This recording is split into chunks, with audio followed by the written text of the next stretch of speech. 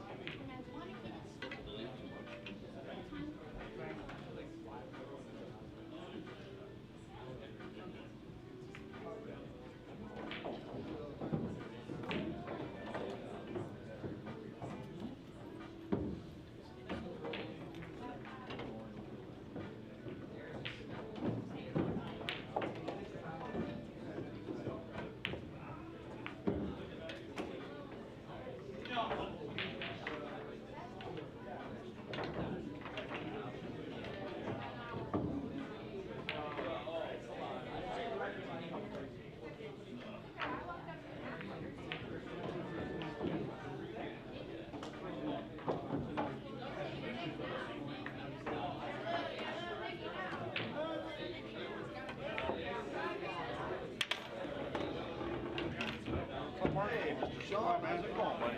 How's it going? How are you? Good. How you been?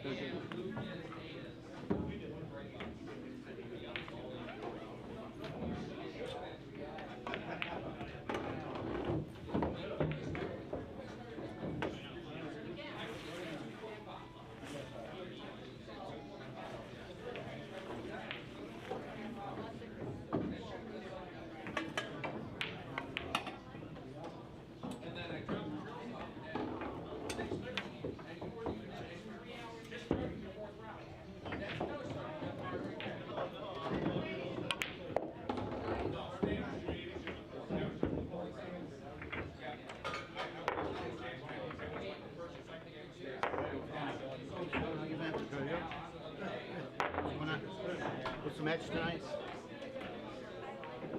$9. 10.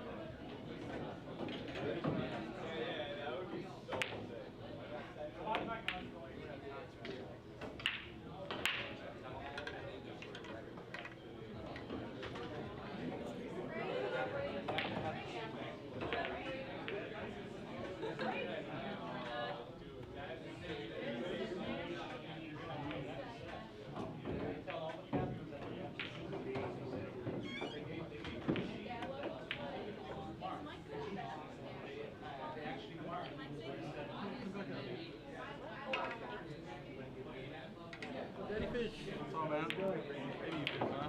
The baby fish?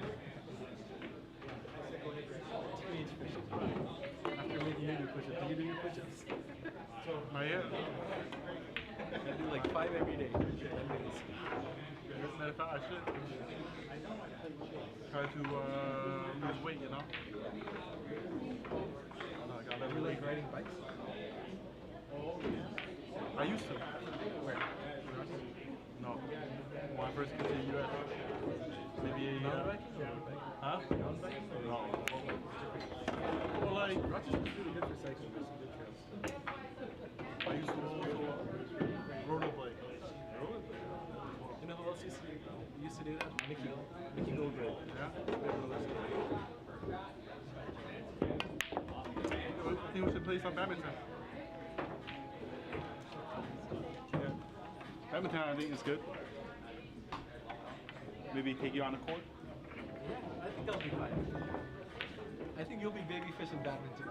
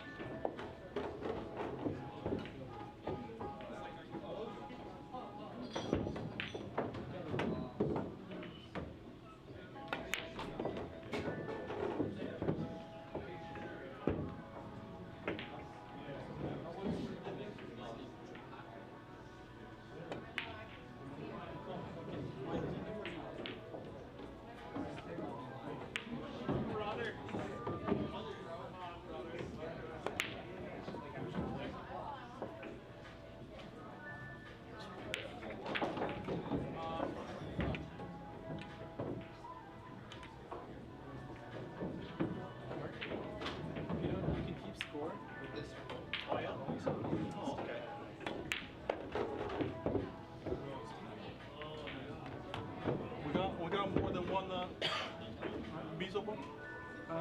I think you want a Miso ball? Or he only got one? There are, but they're. Let me check. Because the one he had earlier was 10:30. That's why he took it Yeah. away. Let's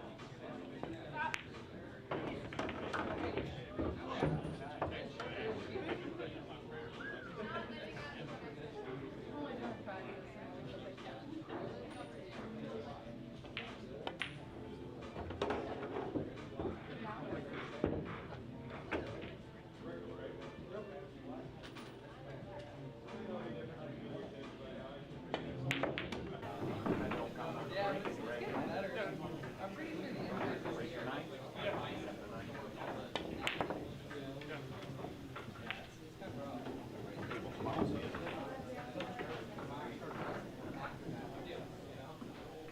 It'll clear up. A few more days. We're a weekend.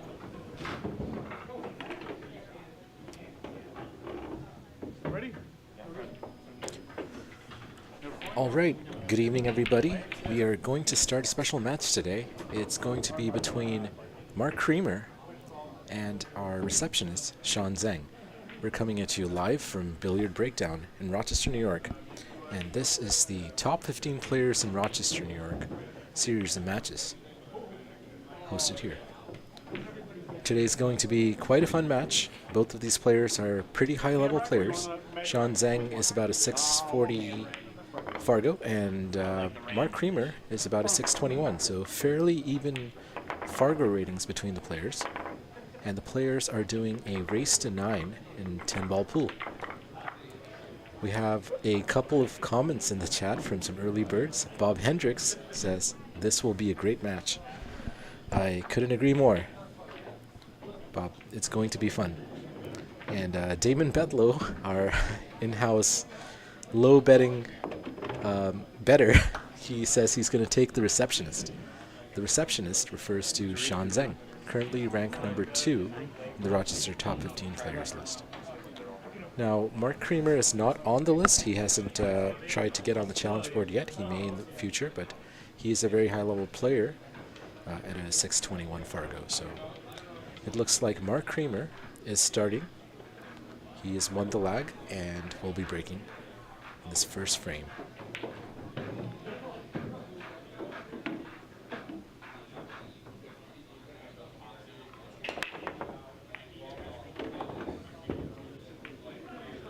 A good spread by Mark, but it doesn't look like anything got pocketed there, except the cue ball.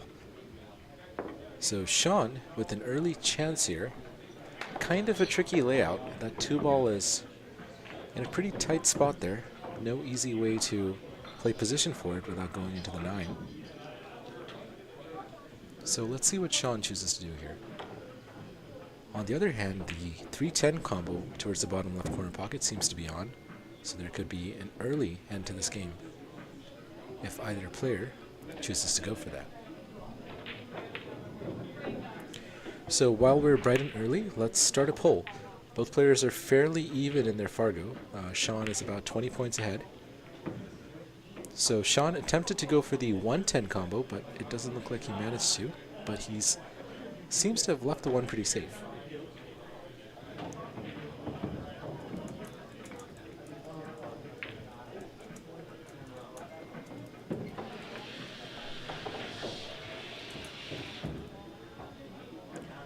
So we have started a poll in the live chat, so if you're in the poll, let us know who you think is going to win. Is it going to be Sean Zeng, the receptionist, or Mark Creamer? Good response there by Mark Creamer. He was able to see the left side or the right side from where we're looking at of the 1 ball. Has he left it safe for Sean?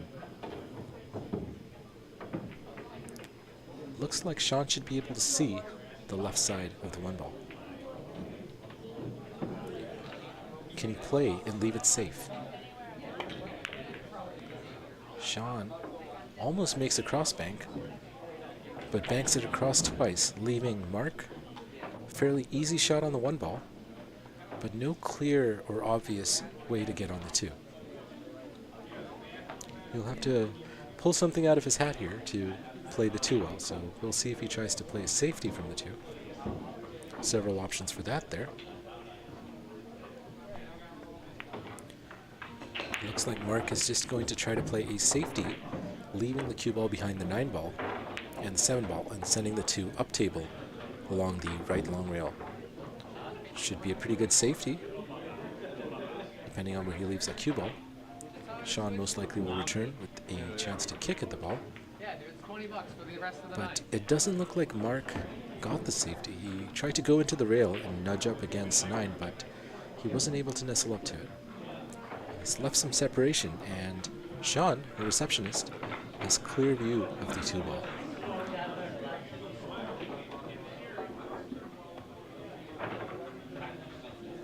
Sean overcuts that 2 ball, giving Mark another chance to come into the table. The 4 ball is a little tricky here.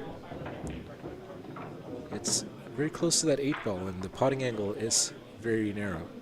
So we'll see what Mark does when he gets there. Possible bank available, but let's see how Mark chooses to go about it. great position by Mark there, but he's sort of overrun it a bit. He's going to have to avoid the 9 and the 6 if he wants to try to get on the short side of the 4. Let's see what he tries to do here. Touchy shot this.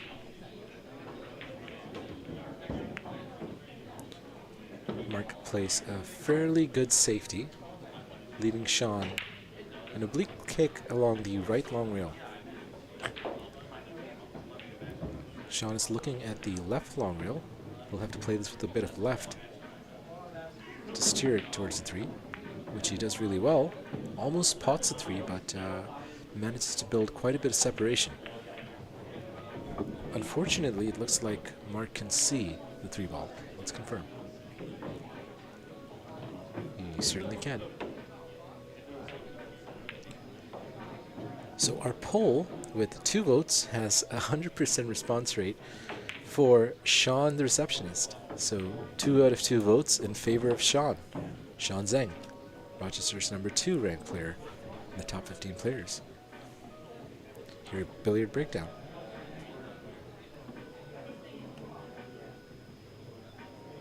So a long pot for Mark here.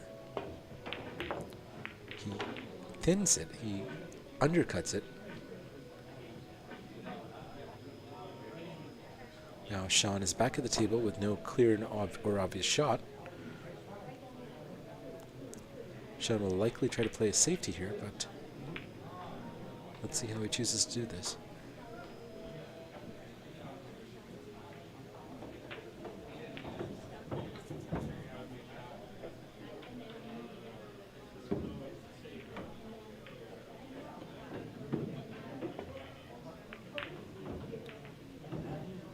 Not sure if Sean was going for the 4 ball there, but he's changed the layout of the table. Everything is now wide open, leaving Mark quite a clear path from the 3 to the 4.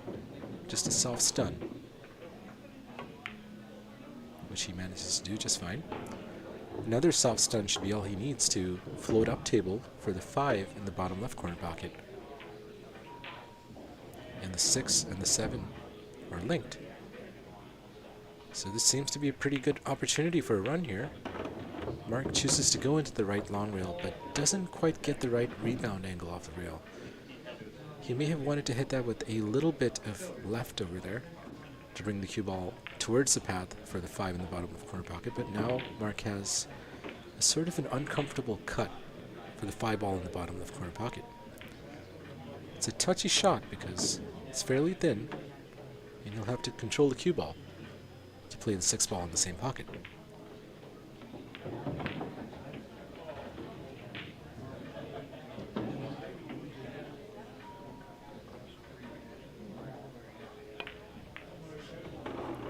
But he plays it really well, and a friendly bump into the 6 ball ensures that it's still playable. So Mark with another somewhat thin cut. The pot itself should not be a problem. You just have to play a good speed control. If he just chooses to go 1 rail, up and down for the 7 in the top right corner pocket. Or he may choose to go back all the way to the bottom rail, but he decides to go around, and he almost scratches. Wow, look at that outcome. It's worked out very well for Mark. Fairly fortunate there. The cue ball goes into both points of the right center pocket, and somehow comes back for a great line on the 7 ball. So quite a fortunate roll there for Mark. I don't believe he played it that way, but it's worked out for him. Good follow shot there. Maybe a little too much there, slightly overhit it. So Mark doesn't have the best position on the 8 to get on the 9. This is a tricky one. Will he go 2 rails along the right top, or along the long right rail and the long left rail? Or is he just going to slow roll this?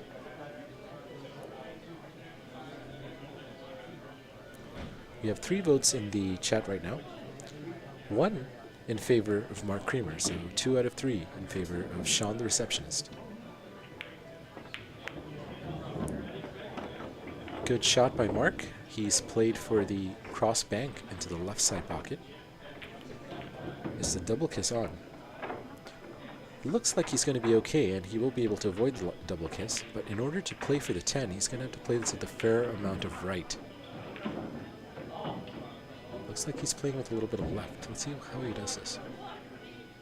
He played it with left, but manages to swing the cue ball around, but misses the pot. Fortunately for Mark, he hasn't left anything easy for Sean. Sean going to play a safety here, or is he going to try for a long bank or some kind of attacking shot? It's a touchy shot, but a good play here would be to try to leave the 9 ball and the cue ball frozen to opposite rails. Ideally, short rails, but the long rails will also do.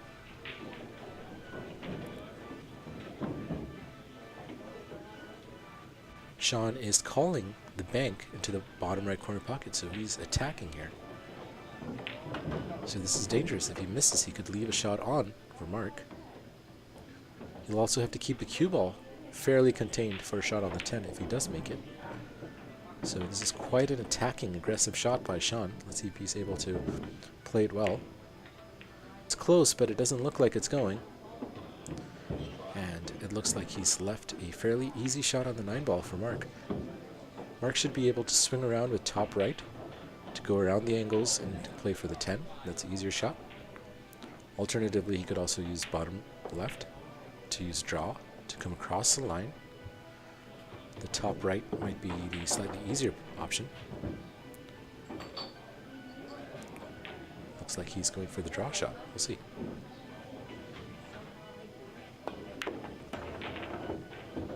Mark does a good job of going around the angles there. Gets pretty close to that bottom top left corner pocket, but he's safe. And it looks like Mark Creamer will be taking the first frame here if he can make this 10.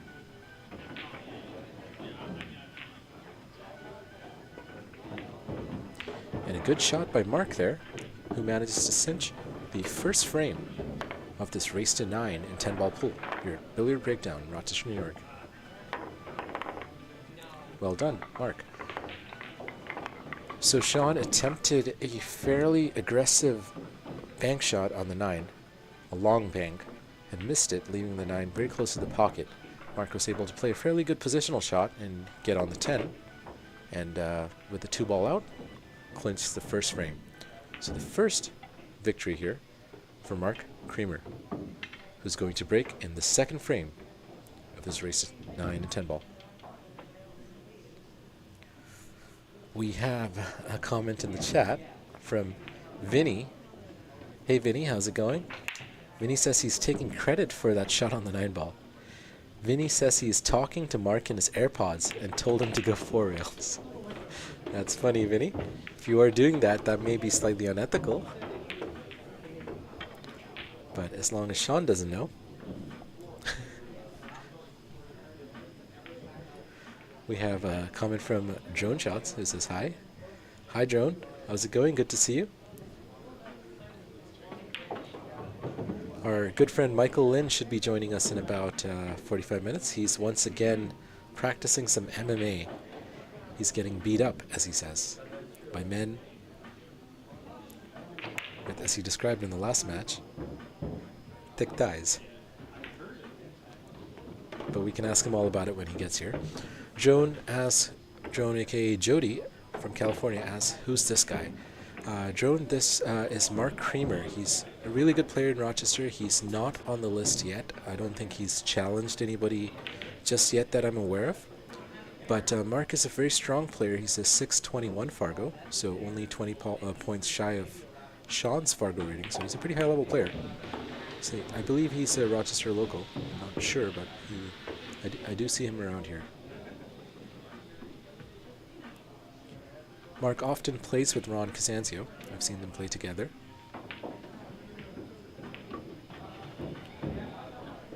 So we have a pretty good match on our hands, and Mark Creamer has won the first frame. Can he do some damage here?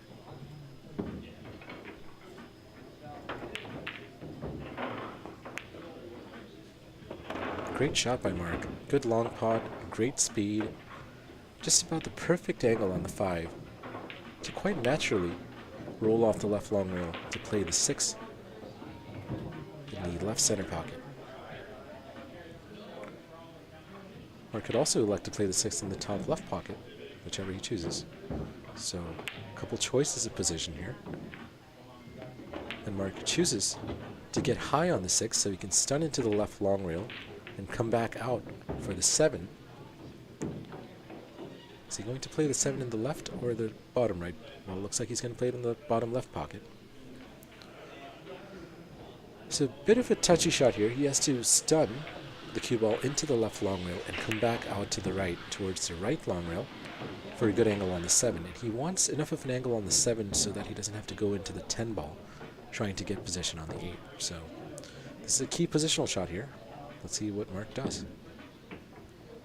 The angle on the 7 is important. Mark elects to go forward 3 rails for a fairly nice positional shot to come into the line on the 7. I don't think Mark is going to have any trouble with this angle avoiding the 10 ball. Let's look at the overhead. It's possible he may nudge it, but let's see.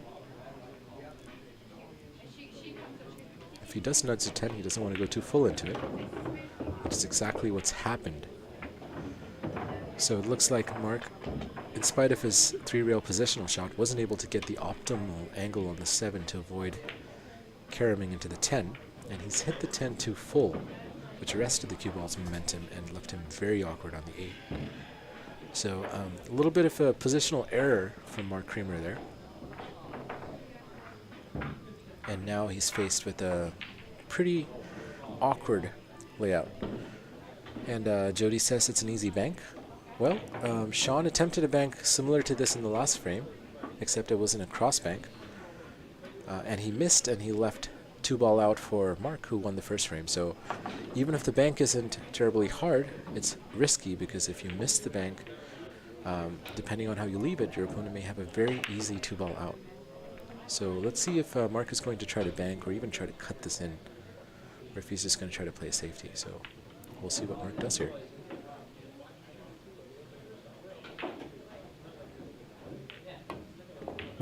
Mark misses the 8-ball entirely. It looks like Mark was trying to cut it in the top left corner pocket. It was a very thin cut, but in doing so, he overcuts it to the point where he misses the ball, or he undercuts it. And so this should be a very easy out for Sean Zeng with a ball in hand on a 2-ball out, and Sean Zeng should be able to bring the score to 1-all. So quite a positional error on the 7-ball led to a nudge, which was too full on the 10-ball, which got Mark in a very awkward position for the 8-ball. He tried to do a very thin cut of the 8-ball into the top left corner pocket, but completely missed the ball, giving a 2-ball out to Sean, who easily took care of the second frame. Vinny in the chat says he didn't tell him to do that. He takes zero responsibility for that foul. So Vinny apparently has been whispering into Mark Creamer's ears through his AirPods, allegedly. We have no proof of this. Vinny, if you care to provide receipts, we'll try to verify.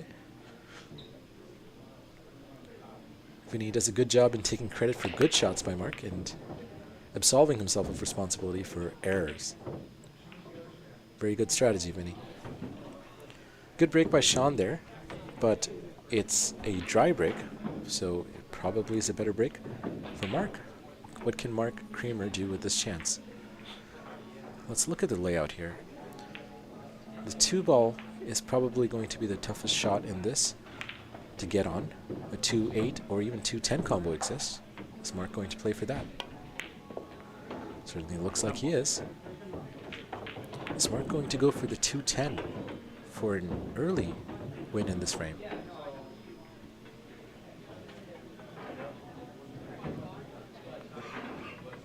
Looks like that's what he's eyeing.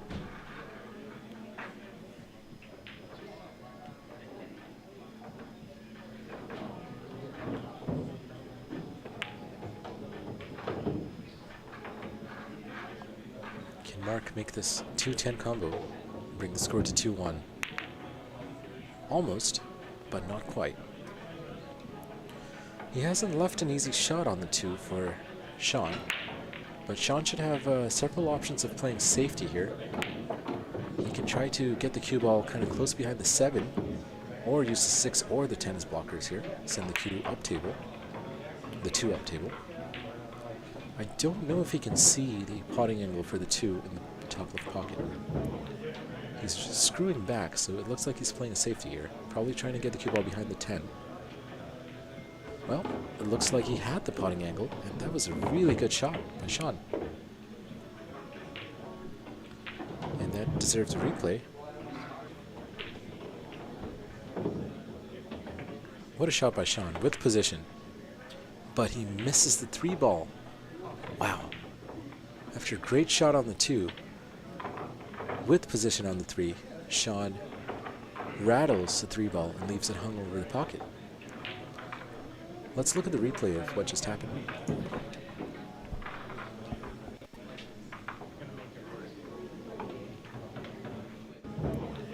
He's just screwing back, so it looks like he's playing a safety here. Probably trying to get the cue ball behind the 10. Well, it looks like he had the potting angle.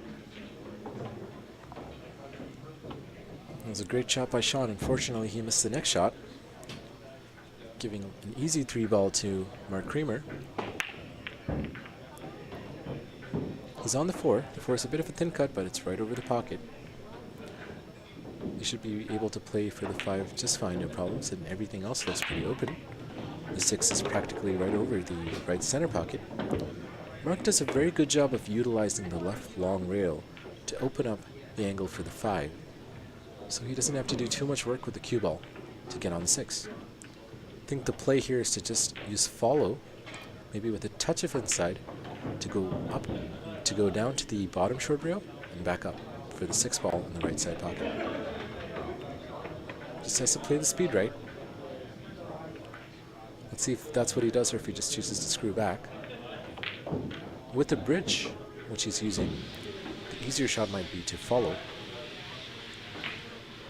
down to the short rail and back up for the 6 in the right center pocket, which he plays really well. He's left himself just enough of an angle to stun out for the 7 in the opposite side pocket. Let's look at the overhead here.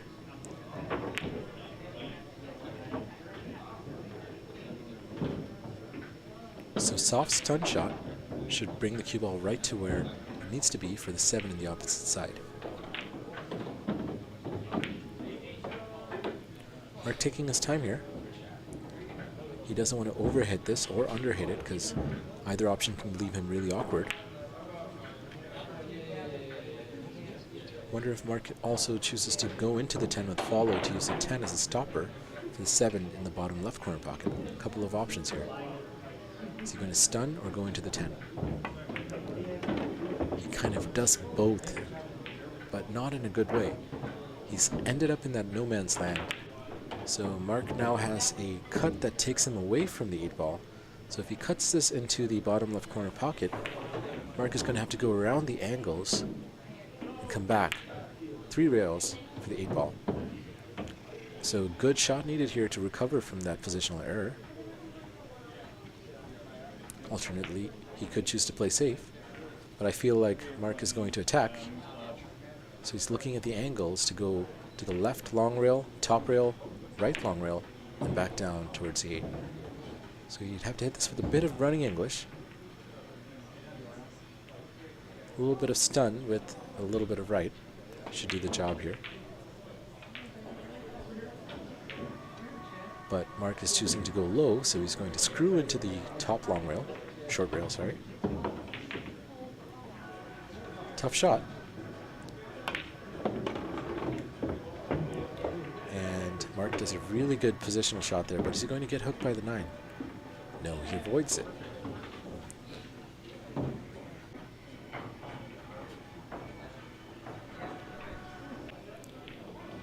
Our poll shows 80% in favor of Sean the receptionist winning this match, with 20% rooting for Mark Creamer.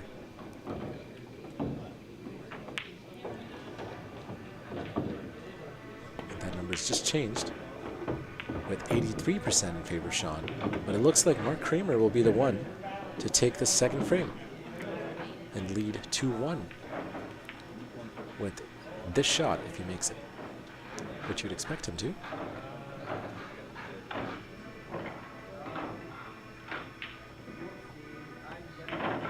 And he does it no problem.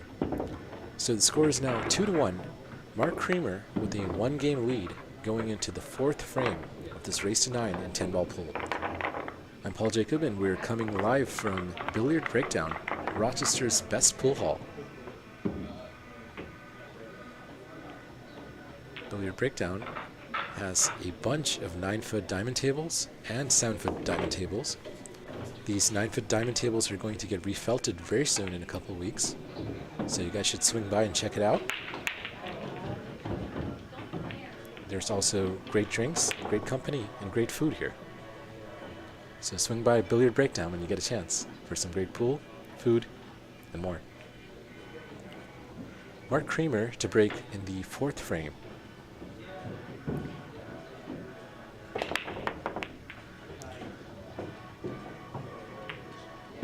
Again, a dry break for Mark with quite a messy cluster here. The 2 and the 4 look problematic, but let's look at the overhead camera. The 2 is not playable at the moment because of where the 9-ball is. It doesn't look like the 2 goes into the corner pocket on the bottom, but Sean jumps and plays a really good safety here. He's got 3 balls blocking the pad to the 1, but a fairly easy kick for Mark here along the right long rail. He should be able to make contact with the 1 without too much of an issue, but it looks like he's calling the top left corner pocket, so Mark Creamer aiming to kick to pot this. He's using a system of sorts here. I haven't seen this one.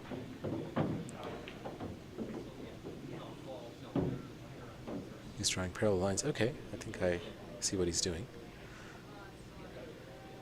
Looks like he's going to draw 2 parallel lines along the the short rails and connect the intercepts. And the point where the intercepts connect is his aim point.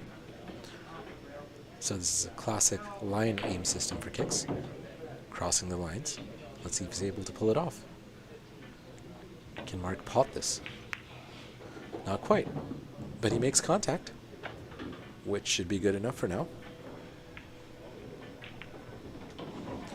Sean will likely play another safety here, or at least on the 2, because it doesn't look very runnable from where it is right now.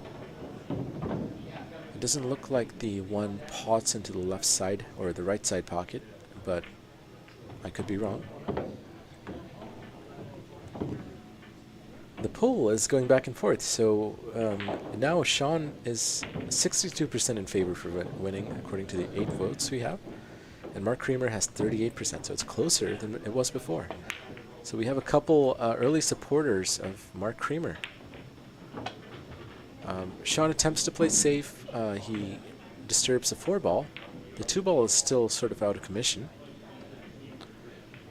but Mark has a clear shot on the 1-ball, and with the shot, playing it with any kind of bottom or stun even, can go into the 9 and break out the 2. So quite an automatic breakout shot for the 2, but not guaranteed to be on the 2. Let's see how Mark plays this. He broke out the 2, but again, he snookered himself.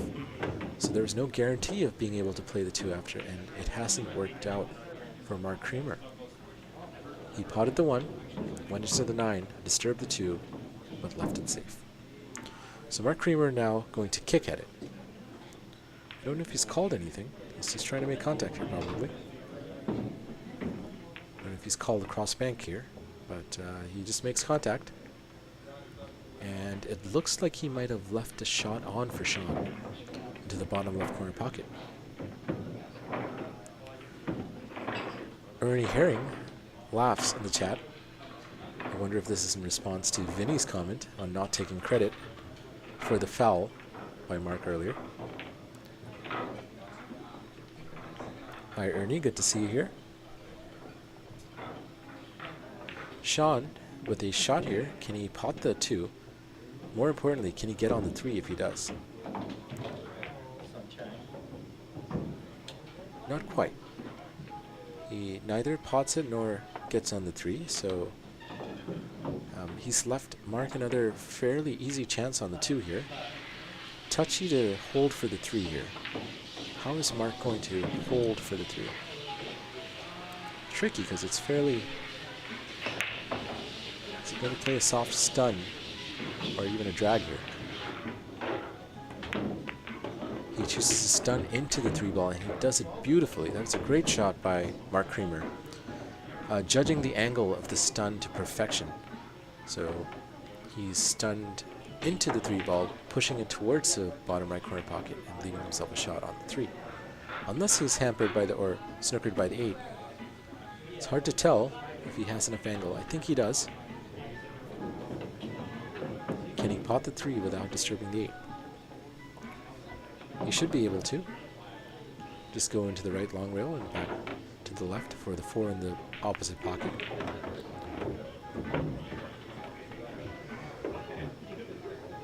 Mark should be able to do a soft screw shot here, or stun, to float the cue ball along the left long rail.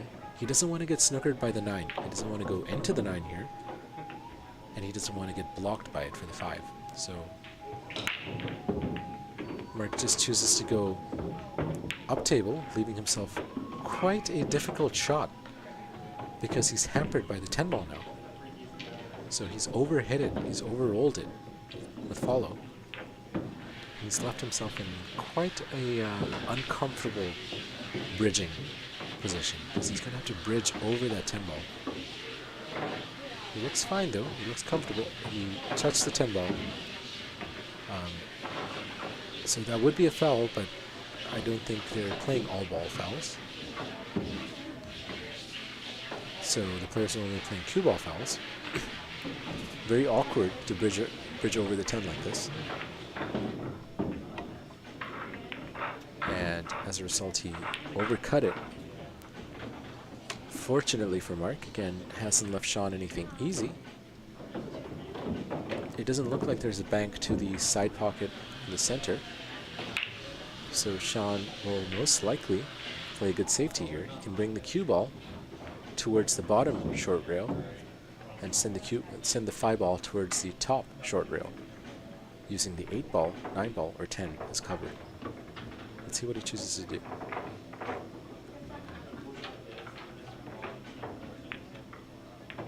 And Sean does a really good job creating separation, and he's got blocker. Well played, dance shot by Sean.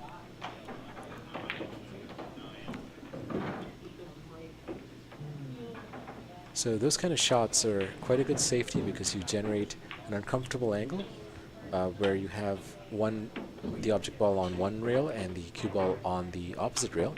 The perfect shot is when you leave both balls frozen on opposite rails. And in this case, there's the added bonus of using the 6 ball and all the balls in between to block the direct angle. So Mark is calling a kick shot here. He's going to kick at this with a lot of right side past the 6. Can he see it though? He's called the right side pocket and he gets really close. So great kick by Mark Creamer there. He used a lot of right or inside spin there to change the angle off the top rail. But it hasn't paid off because he's left quite an open layout for Sean, the receptionist. So Ernie says thank you, and Ernie says it's a nice old table. That's correct. Ernie, these tables are getting refelted in about 2 weeks. So it won't be that old anymore. At least the felt will be new. It's getting fresh as the notice. And in the chat we have Kevin Zaniga. What's up, Jake Paul? Hey Kevin, good to see you. Always good to see you. This is shaping up to be quite a fun match. Can Sean run this out and equalize the score 2-2? Vinny here with the question I was just waiting for someone to ask. Vinny asked, why is Sean called a receptionist? Is that his day job? No, Vinny. Sean's day job, Sean owns 2 of the most popular sushi restaurants in Rochester. Great places. They're called Umai Revolving Sushi. He has one location in Pittsford on Monroe Avenue and one in Victor. So you should check it out if you get a chance. Great food there, great sushi. Try their teriyaki chicken, it was really good. But no, Sean is called the receptionist because that's a name T. Tam gave him. And the reason T. Tam gave Sean the nickname or the moniker receptionist is because T described Sean's English as such. T says, when Sean speaks English, he sounds like he has poor reception. Like he speaks English as if he has poor reception. So that's why T. Tam gave Sean the nickname the receptionist, and that's stuck. Hope that answers your question, Vinny. Ernie Herring says, wood is aged. Yes. Yeah, I don't know how old these tables are, but they've been around for a while.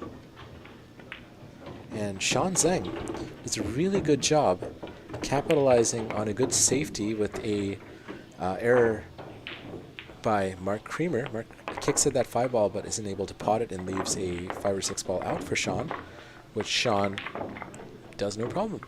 A 5 ball out. So Sean Zeng has equalized the score. The score is now 2-2.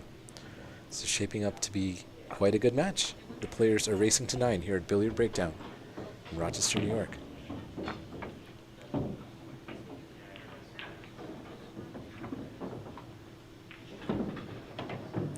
Sean Zeng, aka the receptionist, to break in frame 5.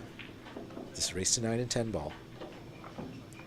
If you haven't voted, make sure you do. We have a poll in the chat. Who do you think will win? Sean or Mark Creamer? For those of you unfamiliar with Mark, we're seeing him for the first time on the stream. Mark is a really good player. He's rated at a 621 Fargo, so he's a fairly strong player. I've seen Mark play with Ron Casanzio quite often, so he's no slouch. He's a pretty good player.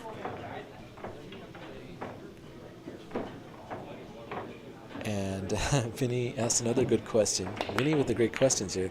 What's Mark's nickname? And that's a good question, Vinny. I don't know yet. Nick has a suggestion. Which Nick is this? Is this Nick K or another Nick? Or is it Nick and Burgett? No idea. Nick, can you clarify which Nick you are? Are you a Rochester Nick or are you a California Nick? Or from somewhere else? We have a couple suggestions. Nick suggests Mullet Man for Mark Creamer. Okay, alright. And Vinny, who asked the question what Mark's nickname is, suggests Captain Creamerica. Captain Creamerica. That's pretty funny. Okay. Both of them are pretty good suggestions. Let's see if we have any more. I don't know Mark Creamer that well. Captain Creamerica has a good ring to it, but does it suit his personality? Ernie asks, you think Dude is listening to music in those buds?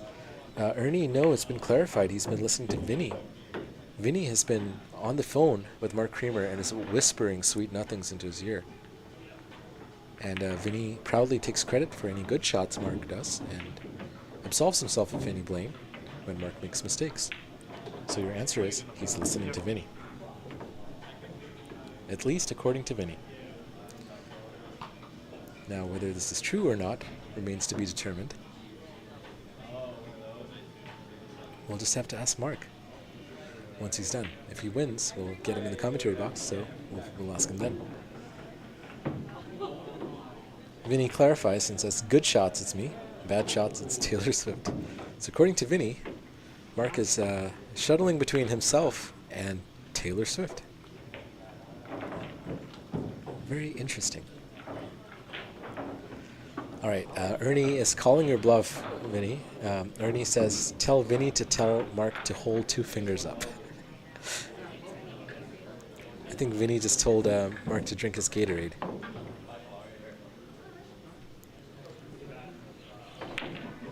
Ernie wants the receipts, Vinny. Convince Captain Creamerica. Oh, wow. What a shot by Sean.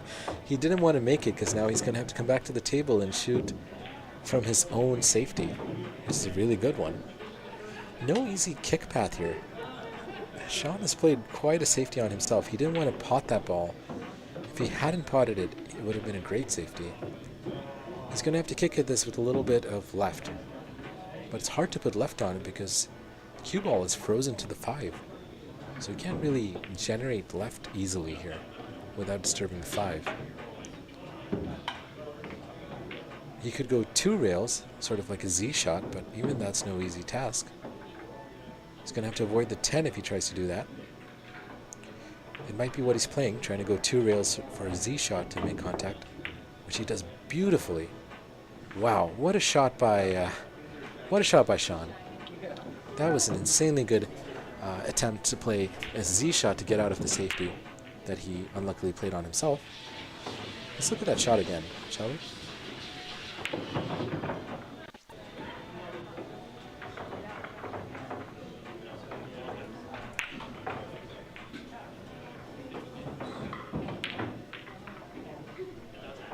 It might be what he's playing, trying to go 2 rails for a Z shot to make contact, which he does beautifully. Wow, what a shot by,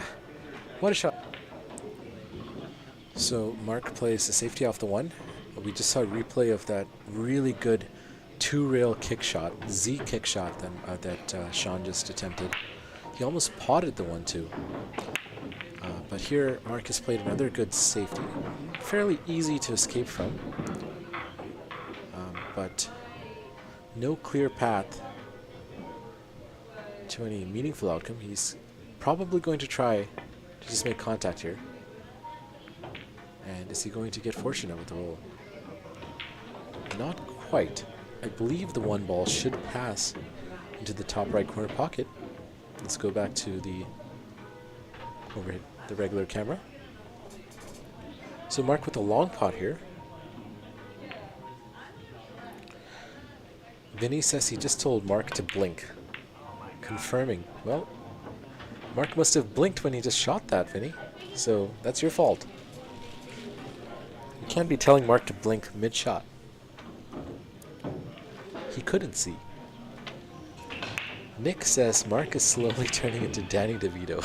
Alright, Danny DeVito, is that a good nickname for Mark Creamer? Alright, I can see the resemblance slightly.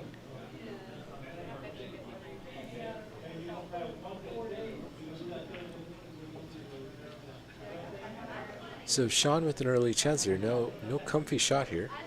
He may just choose to play safety here. He could pot the 1, but getting on the 2 isn't obvious. So the more disciplined shot here would be to use the cluster of balls down table, the 4, 3, and 7 as a blocker, and send the cue ball back and forth. Oh, well, it looks like Sean is going for the pot here. Might be a bit of a 2-way shot, because if he goes for this cross bank, I don't see how he's easily going to get on the 2. So let's see what Sean does here. He's called a pot. And wow, he's made it, but unfortunately, he's snookered himself yet again. Sean playing some incredible safeties on himself here. He needs to be playing them against Mark.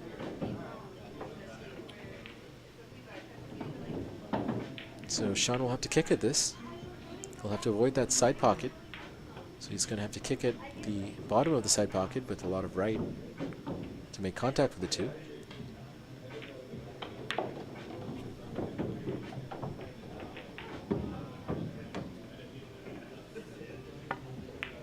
Which he does okay. But has he left a shot on? He has. The cue ball is naturally going to go into the 8 here. So that may not necessarily leave a good outcome, because that 8 can go into the 3 and push it safe behind the 7. So not a lot of easy positional options to get on the 3 here. Avoiding the 8 seems tricky. Can he do it? If he does, he'll have a better chance of being on the 3. But if he pushes the 8 into the 3, it could go safe.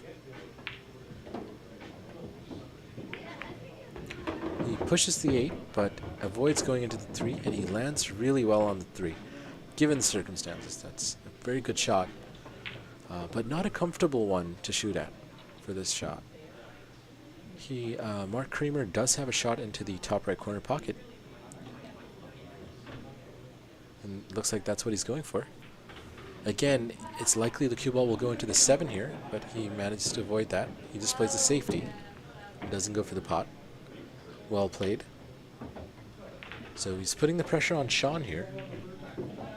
Sean is going to have to come here with a no clear shot on the 3 ball. Fairly difficult one rail kick.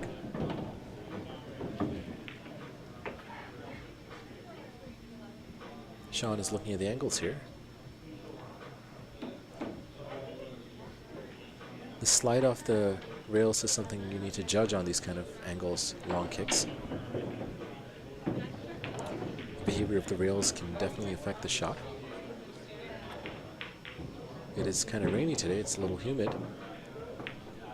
Let's see if Sean can have a good outcome here with this kick. Eric Downer in the chat, hi Eric, says with a stroke like that it's going to be Mark Creamer. That's shots fired. Ernie Herring says pool gods. Well, Sean tries to go for a kick. I don't know if he attempted the 2 rail. He got pretty close, but doesn't make contact with the 3, giving a ball in hand to Mark Creamer, who Eric Downer calls the Dreamer. Vinny asks, are they allowing jump cues? I don't see why not. I do just know this. Sean rarely jumps. Sean just doesn't jump. He prefers kicking, which I think is a great thing. I think kicking, I mean, this might be me being biased, I think kicking is far superior to jumping. But that's just me.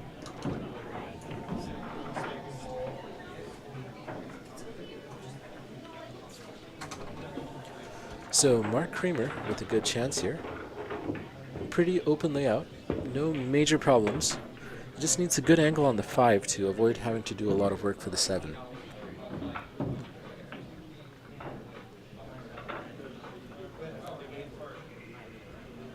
So he's left himself a bit of distance here, which does sort of complicate things.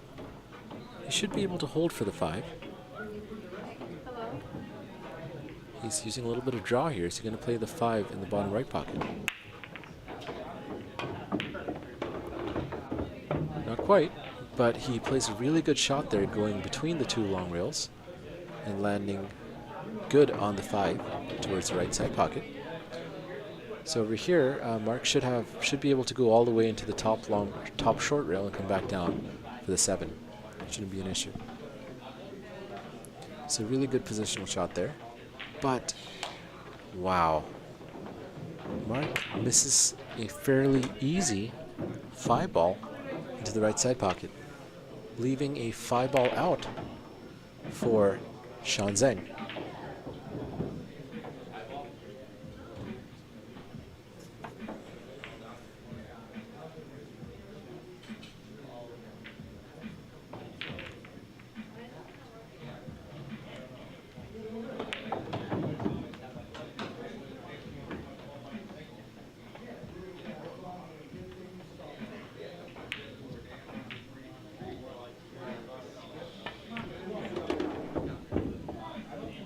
Good shot by Sean there. Can he run this out?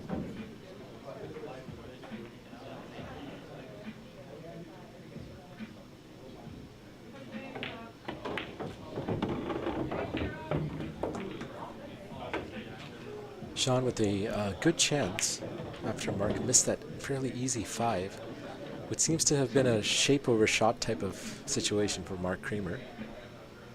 And Sean shouldn't have too much of an issue running this out.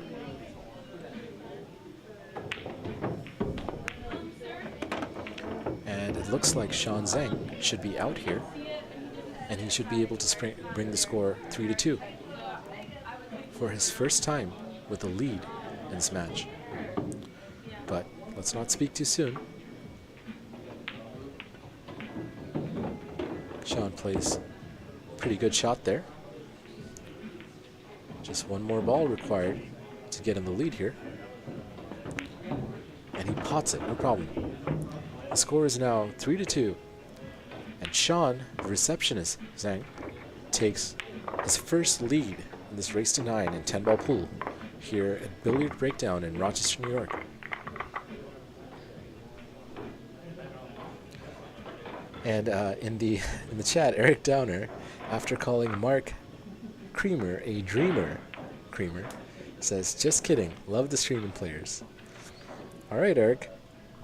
Well, if anyone else has any suggestions for names for Mark Creamer, we will be looking at them. And our good friend Michael Lynn should be joining us soon. He's currently practicing some MMA, getting beat up. But let's see how he feels when he gets back. He should have some words for us. And Ernie says, "Dude." Ernie, is this in response to Mark missing the 5-ball? Because, yes, that was quite surprising. Dry break by Sean Zeng here. What can Mark Creamer do with this? New entrant in the chat, Dan Charlo, says, "Mark the Pants Creamer." You'll have to explain that one to me, Dan. Is it because he's wearing pants? Because as far as I see it, everyone in this frame, all 4 people in the field of view of this camera, are wearing pants. What makes Mark worthy of the pants title? Okay, Dan. Dan has a comment for that. Doc, Steel Curtain, new person in the chat I haven't seen before, says Doc from Back to the Future. Okay, I can again see the resemblance. Someone said he looks like Danny DeVito, and now Steel Curtain, hey Steel Curtain, says Mark looks like Doc from Back to the Future.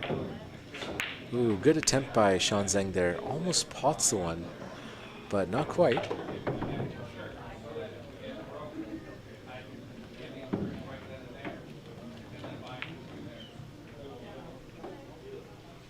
So Mark here can see the 1-ball. It doesn't look like he has a potting angle for it. Play it in.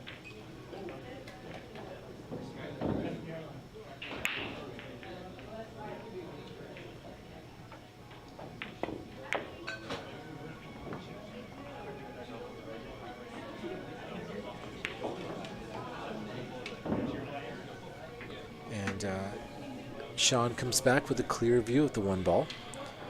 Sean may choose to play the 1-9 combo here, or he could try to play safe of some sort. The 4 and the 5 are fairly frozen and unplayable at the moment, so they will require a breakout. So let's see what Sean chooses to do here. He might try to play safe behind the 9-ball and 6-ball, bring the cue ball between the 9 and the left long rail, and nudge it up against the 6. Which is what he tries to do, but doesn't quite get. It was a bit of a touchy safety shot, but he might have hit that a little too thick.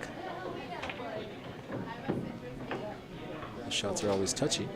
Fortunately for Sean, it doesn't look like this is going to be easy to run out from this position. The 6, 9, 5, and 4 are all in fairly uncomfortable spots. But where the 3 is by the 10, it's not easy to play a good positional shot or breakout to get the 4 out. But let's see what Mark can do. Looks like it's going to turn into a bit of a safety battle here. He underplays the speed just a bit. He may have wanted a little bit more roll to bring the cue ball behind the 3 and 10, which is what he probably was going for. But Mark does a good job placing the 3 ball in that cluster, forcing Sean to break it out. Sean plays a good containing safety shot. But Mark should be able to see the right edge of the 1 ball.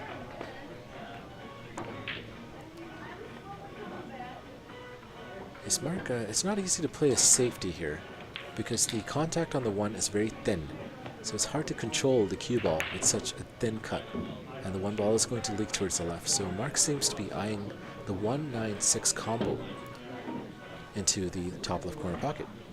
He may be forced into playing this because it doesn't look like there's an easy safety without kicking at the ball. The easiest way to safe this would be to kick at the 1 ball and do a kick and stick, trying to leave the cue ball behind the 4 and sending the 1 up table, but not easy. Looks like Mark is playing for the 6 ball. Let's see what he can do here. Not easy at all. And yeah, it wasn't even close. So Sean comes back to the table with a shot at the 1, it appears, unless the 8's got in the way. I think he's fine. The 1 looks like it does cut into the top left corner pocket. And if it does, position on the 2 should be fairly natural to the right side pocket if he plays the speed fine. Go back up and down, or just one way. But Sean misses. 1 goes into the 9, but it's safe. So it looks like it's worked out for Sean there. So this frame is turning into sort of a tactical safety exchange. Let's see who comes out on top. If you haven't voted in the poll, we have a poll. Who do you think will win, Sean the receptionist or Mark Creamer? Answer the poll and let us know. Currently 75% of votes are in favor of Sean Zeng. And Mark is unable to play a good recovery from that safety and concedes ball in hand to Sean after failing to make contact with the 1 ball first. Ernie Herring says, bang that BB. Alright, what is a BB? Ernie also says good try. Yes, it was a good try by Mark. He got very close but barely clipped the 6 first. Let's see what Sean is trying here. He's going to have to get between that 5 and 6 if he wants to come out for the 2. Or he's going to have to try to power through those clusters, but let's see what he does. Is he going to play the touchy shot to bring the cue ball back between the... Wow, that was a really good shot clearing the 9, but unfortunately Sean, for what appears to be the 3rd time in this match, has played a really good safety on himself. So Sean Zeng with some negative reception here. Chooses to play some good safeties against himself instead of Mark. But he should be able to kick at this. Not the position he wants to be in.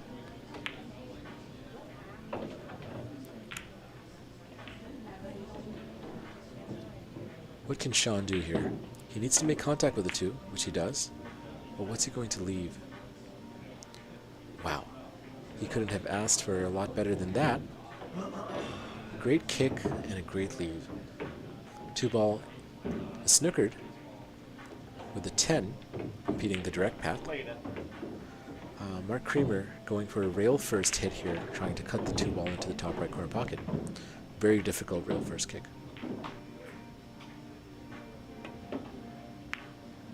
He hits a 2 full and leaves Sean Zeng a shot here. Sean can choose to cut it in the left side pocket, but in doing so the cue ball would go away from the 3. Or he could choose to bank it for an easier positional shot on the 3, but he could also choose to play safe. So what is Sean going to do here? Another safety? Sure looks like it. Has he gotten it? Has he gotten it? What a shot by Sean Zeng. Really good judging of the angles here and the pace to bring the cue ball right behind that 8 ball. It's not quite frozen, so Mark should be able to 1-rail this. But very missable. It's not an easy 1-railer. He's going to have to hit this with a touch of left here.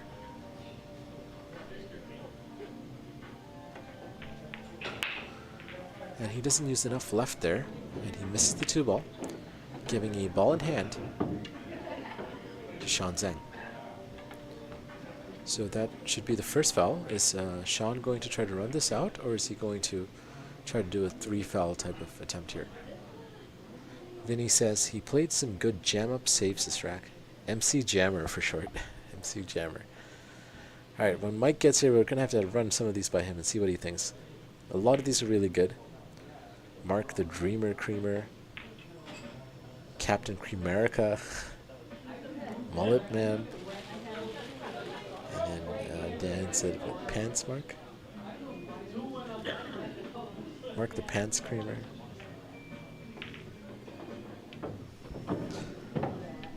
A lot of potential.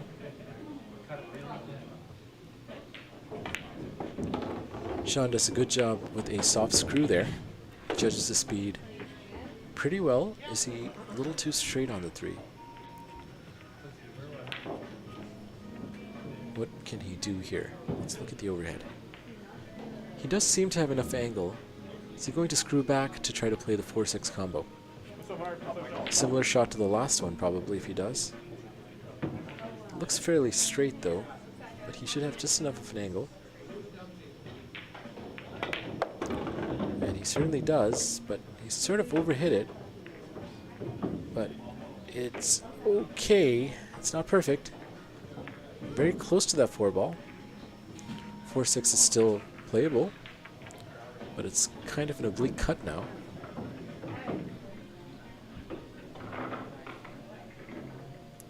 So Sean Zeng over screws a little bit there, but he's managed to.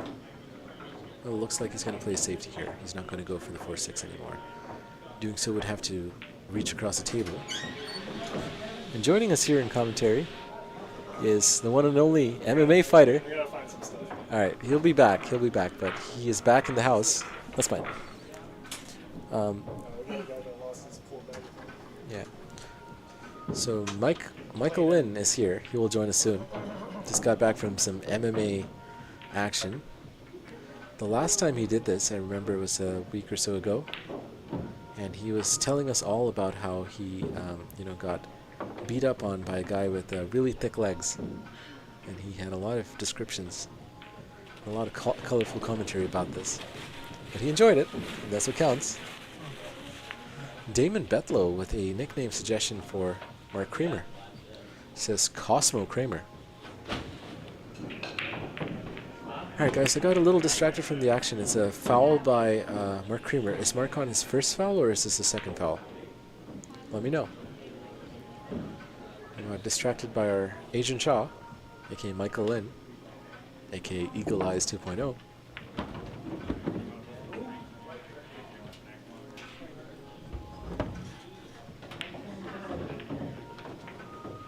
So Sean Zeng with a good chance here. He's got ball in hand. He's looking at the pattern. The 5 to the 6 is the only really tricky one here, because you want to have... Well, even if he's straight on the 6, he can screw back and play the 7 on the right side. So not too much of an issue, but he wants to be able to get into that zone for the 6, because the 9 does make it very narrow. But he's taking care of that at the cost of good position on the 5. So Sean has removed the 9 as a problem ball. And he's got a shot on the 5.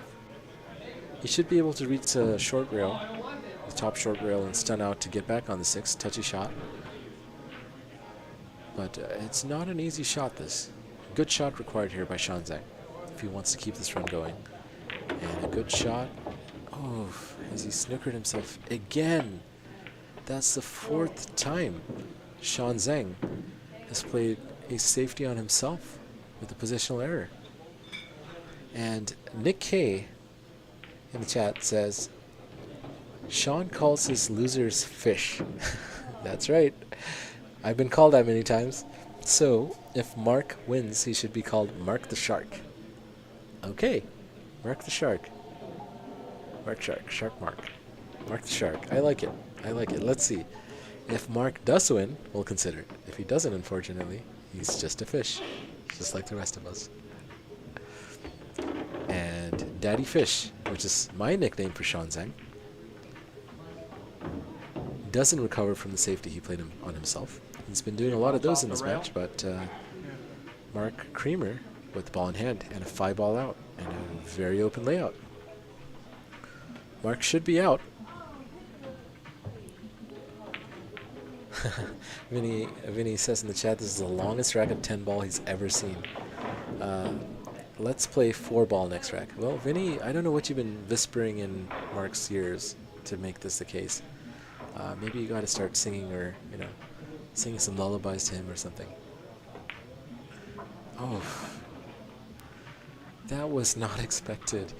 Mark Creamer with ball in hand focusing only on the position on the 7, misses the 6 ball and rattles it, leaves it over the pocket. But he's sort of covered the pocket. I mean, covered the ball. But Sean should be able to go real first here. Not a problem. And Sean also, with real first, isn't able to contact the 6. Wow, both players just exchanging ball in hands. Sean is on 2 foul now. What a match, what a frame this is. This is quite a strange frame. A lot of successful fouls here. This is the 3rd successful foul we've seen. Sean, Mark, and then Sean again. Well, not a foul, but yeah, like uncharacteristic misses included. So can Mark finish out here?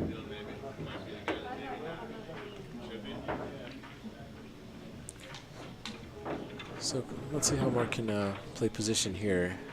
He's going to have to probably go up to the short rail and back, making the shot fairly difficult. Could go 2 rails here along the top left corner pocket, but he'd be cutting across the zone if he does so, so not an easy shot. Is he just going to go to the... Oh, there you go. He plays it pretty well instead of going for the side pocket. Mark cuts it into the top right pocket and manages to hold for the 8. Another good speed control shot required here to cut the 8 ball in the bottom left corner pocket and hold for the 9. Just don't want to overroll this and get too sharp of an angle on the 9.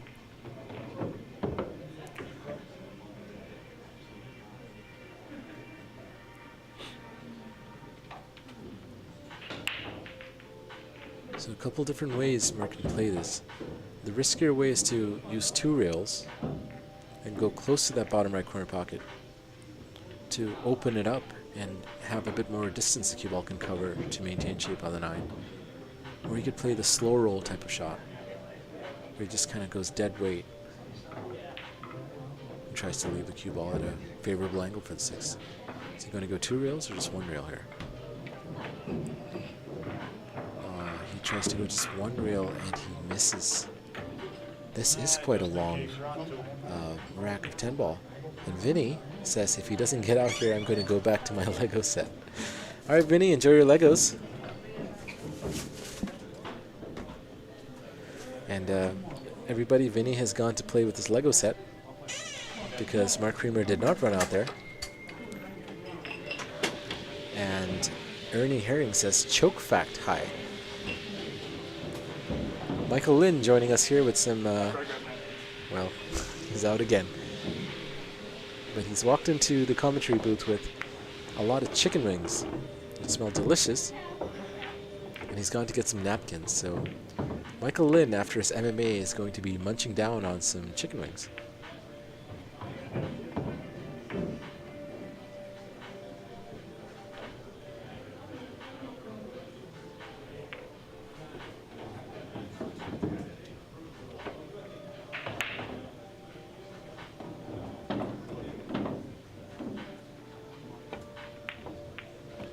Great shot by Sean Zeng there after Mark misses the 9. But he's going to have to pull off another really good shot here if he wants to bring this to a 2-game lead.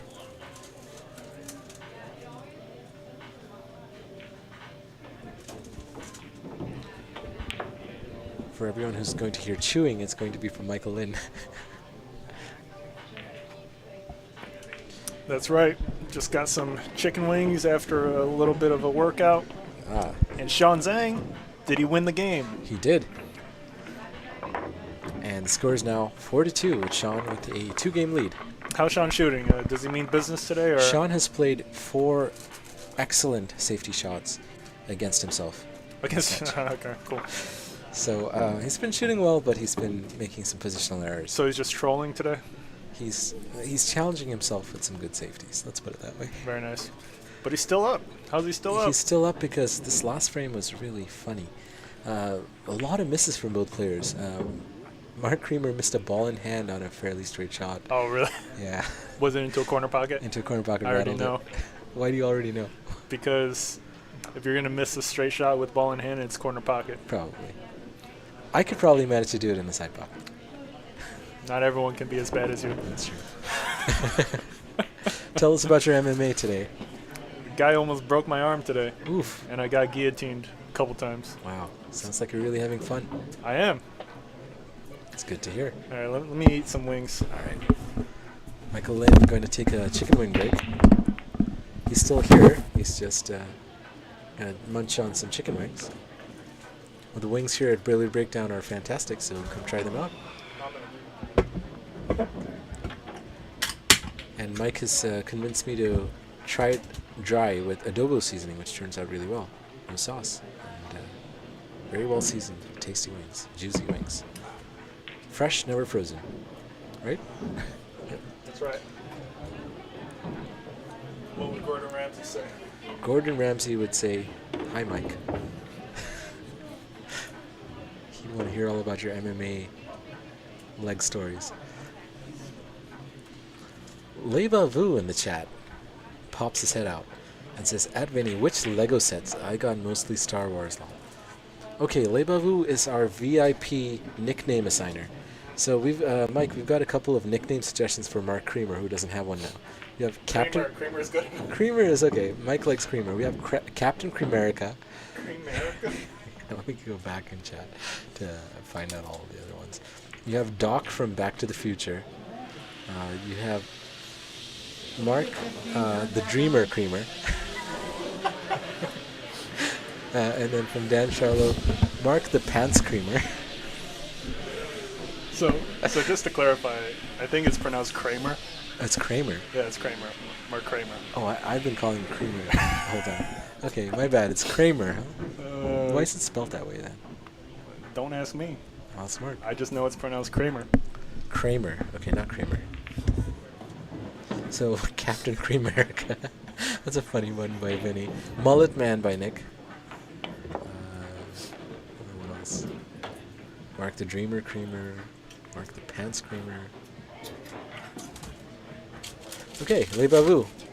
We need your suggestions. You always come in clutch with the nickname suggestions, so wait on hearing what you have to say. Apparently, Vinny is taking credit for all of Mark's good shots, saying he's on the AirPods talking to Mark. And whenever Mark gets a good shot, it's because Vinny told him to, but whenever Mark makes a bad shot, it's not Vinny's fault for some reason. It's because he's listening to Taylor Swift then. So Vinny throwing some shade in Taylor Swift's direction. Taylor Swift, if you're watching this on your private jet, shuttling between your mansions, keep that in mind. Yeah, big shout out to Taylor Swift. Big shout out to Taylor Swift from Michael Lynn. I hear she's satanic. You'll have to tell us all about that, Mike, when you're done eating your chicken wings. They didn't hear my comment though. They did. Should I repeat it? Yeah, so Mike just said, Mike has heard that Taylor Swift is satanic, and he'll tell us all about this when he's done eating his chicken wings. So I'm looking forward to what he has to say about this. Vinny says he was just joking. I'm not smart enough to put Legos together. I'm dumb, and that's coming from my mother. Wow. So Mark with a fairly good shot there, close to the rail. Not alcohol. Not alcohol? Do you want alcohol? I'm okay, thank you, Mike. Trying to go back to eating clean. Getting ready for cycling season.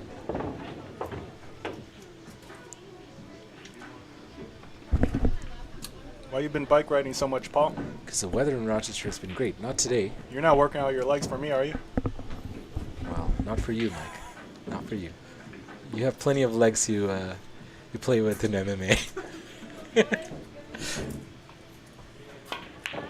Oof, and Mark Creamer, the dreamer, unable to realize the reality of making the 6-ball. What?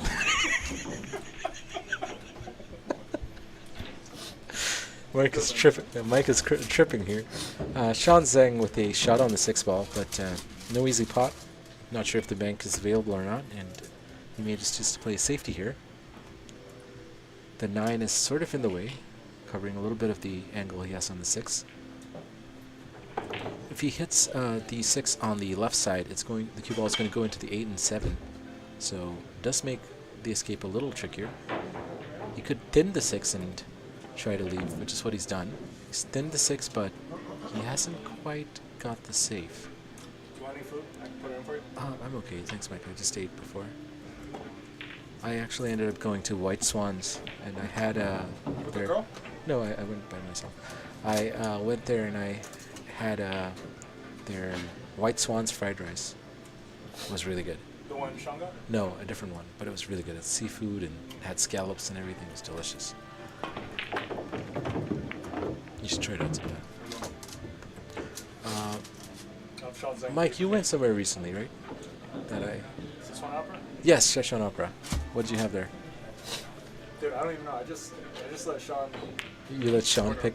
Yeah, well, that's smart. Sean knows his food for sure. Yeah. And he's Chinese. And he's Chinese. The S is silent. Yes.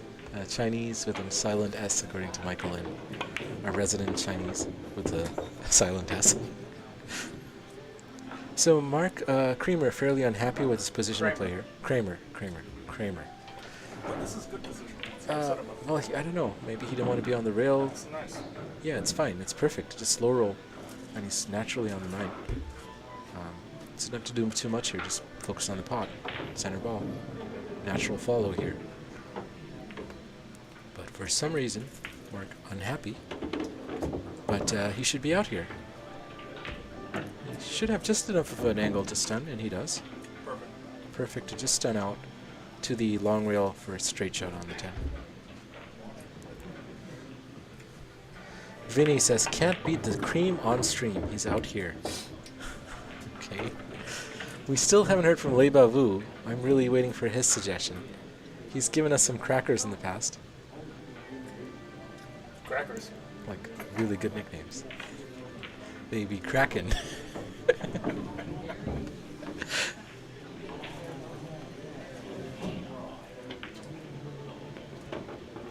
And Mark Kramer reduces the deficit to 1 and wins the 7th frame. Runs out on Sean Zeng. So our poll is pretty lively. We have 14 votes, 71% in favor of Sean the Receptionist, and 29% in favor of Mark Kramer. Kramer. That's what I said. And Le Bavu unfortunately says he's fresh out of nickname ideas today. That's okay. Come back the next time with some. We're putting a lot of pressure on Le Bavu, huh? And Mark Kramer to break. He's trying to clean the cue ball here. How about Dr. Phil? Dr. Phil. Someone said he looks like Danny DeVito. And someone said he looks like Doc from Back to the Future. Dr. DeVito. Dr. DeVito. Yeah. And a much better break from Mark, but it's still dry.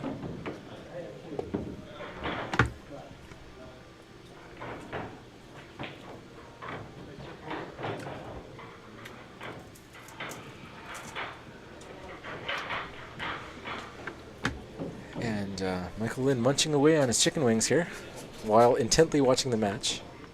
I'm trying to finish this quick so I can join. Yeah, he's trying to hurry up so he can get on the commentary here.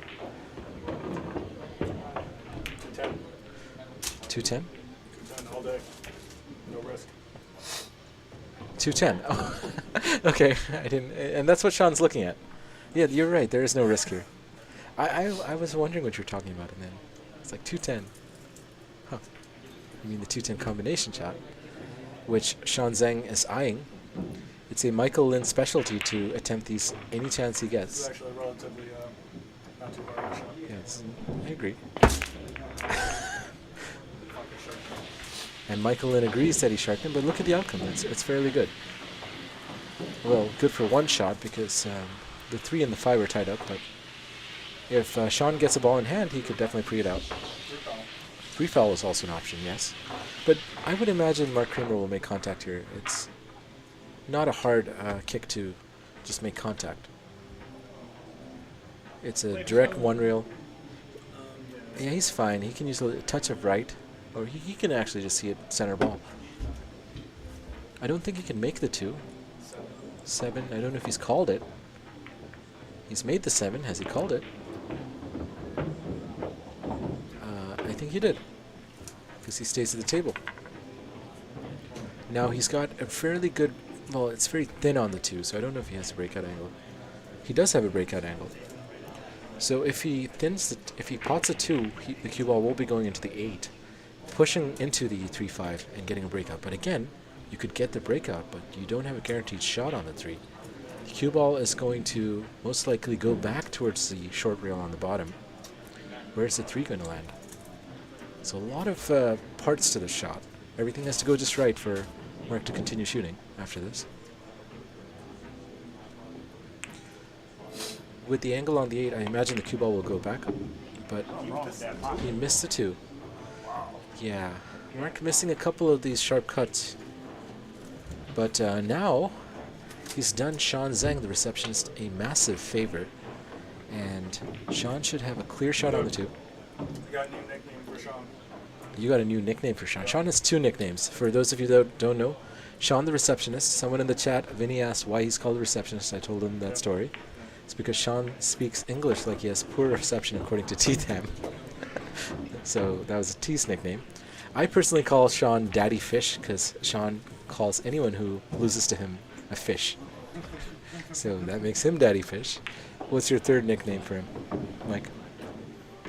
I gotta just tell you after. Okay, we're gonna have to wait for Mike's comments on this matter. Mike is also gonna tell us his MMA stories, right? And Sean Zeng going for the 4-10 combination here. Second try. Can he pot it this time and bring back his 2-game lead?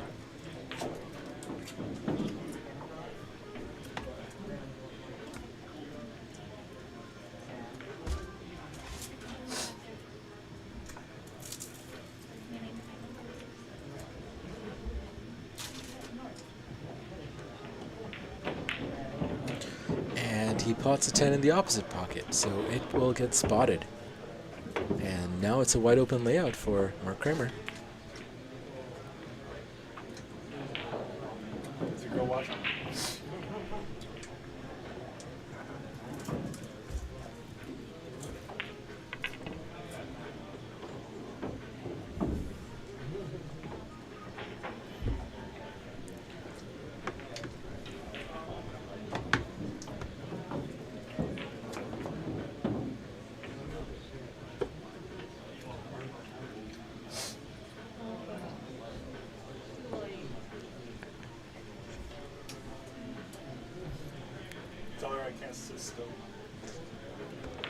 So Mike making it known that he is restless for whatever reason. The MMA seems to have really excited him.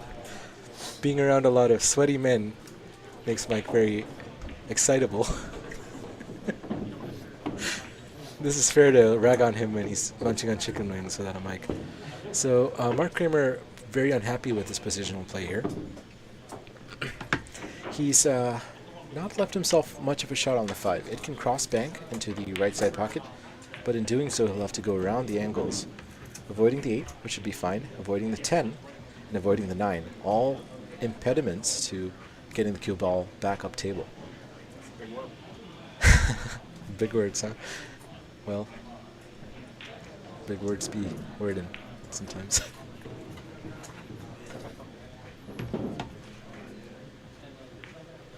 Played it.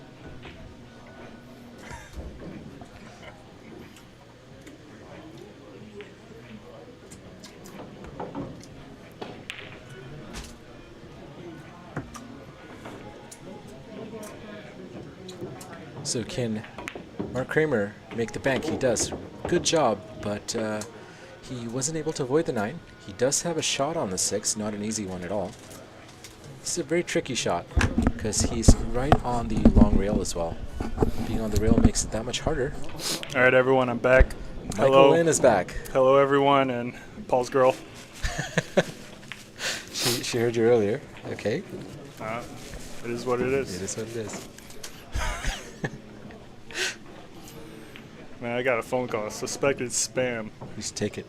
Put it on the stream so everyone can hear. Put it on speaker. Hello? Hi, Mr. Michael. Yeah.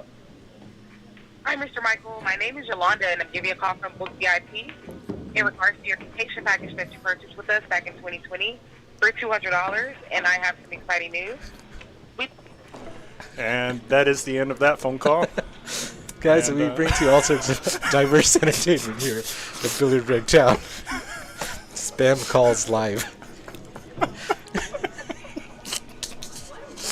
Yeah, this is hilarious, bro. Well done, Mike.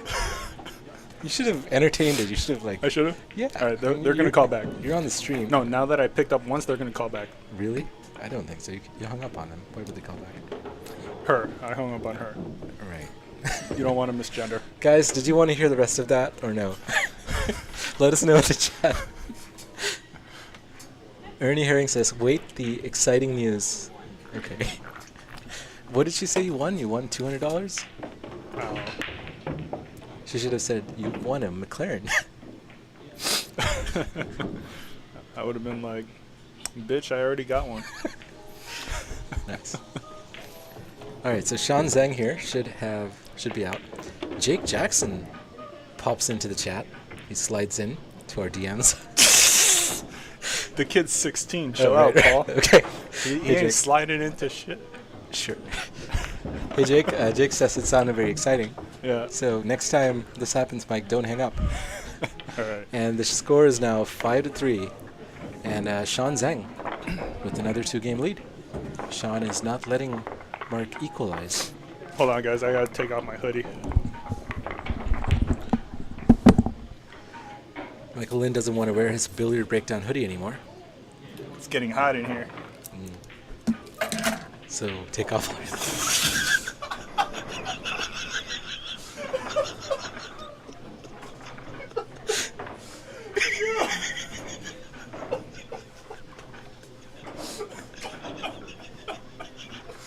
Bruh.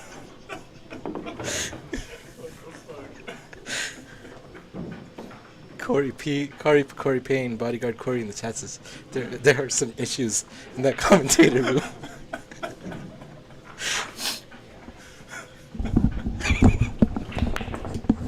All right, I'm back. Took the hoodie off. Just the hoodie. We're all to be set. clear. Michael Lynn is wearing a shirt, thankfully, underneath. But under the shirt, I'm shirtless. Good to know.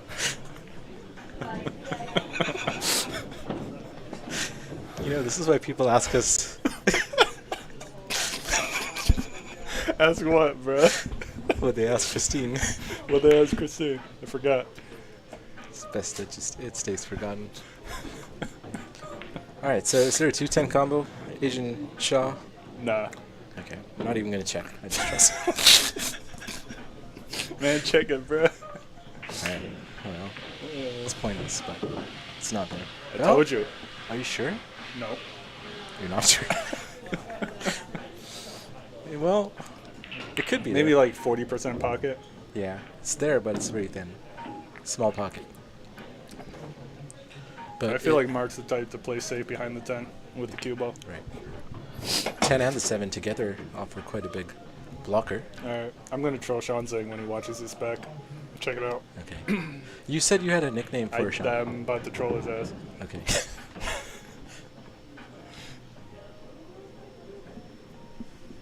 Okay, I know where that is. I've sat on that chair. But we got to put it up. Oh, okay. Alright. Let's see how this works.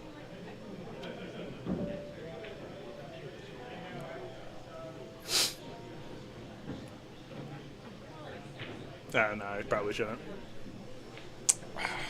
Well, do you still have a nickname for him? Yeah, I mean, I was going to change his profile picture to this and then call him Emperor Sean. Emperor Sean. Like Emperor of the Seas. Just Chinese stuff. That was a bit lamer than I expected. Yeah. It was just a funny picture at the time. It is a funny picture. So, for those of you that can't see into this commentary box, Mike just showed me a picture of Sean sitting on a very regal. Whoa, look at that kick back and forth with inside. Probably not planned, but it worked out. He showed me a picture of Sean sitting very regally.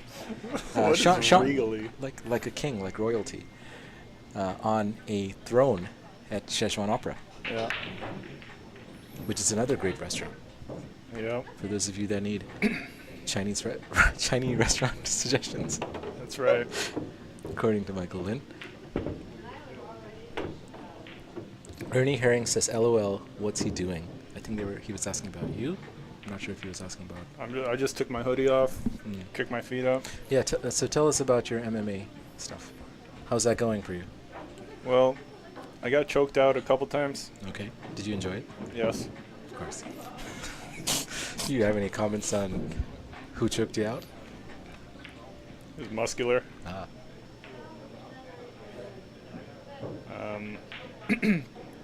Practice some moves.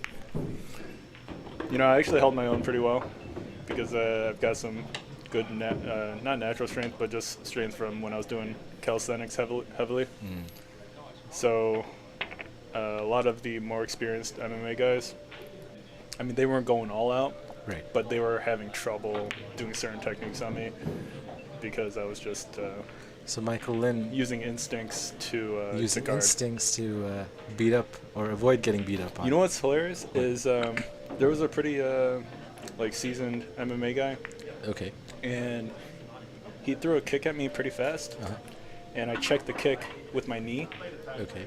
and he couldn't walk after. Ooh. So I got him pretty Were you good supposed to do that? Is that the there. No, right defense? we were just sparring. Oh. Are you allowed to kick when you're sparring? Yeah. Okay. Do you wear like pads or stuff? Yeah, but he wasn't because he's experienced. Right. But I was wearing guards, but And I he blocked went it with right my into your knee. He Wow. kicked it, and my knee went like this to his ankle. Oof. And Did he get hurt? yeah, he couldn't walk. Wow.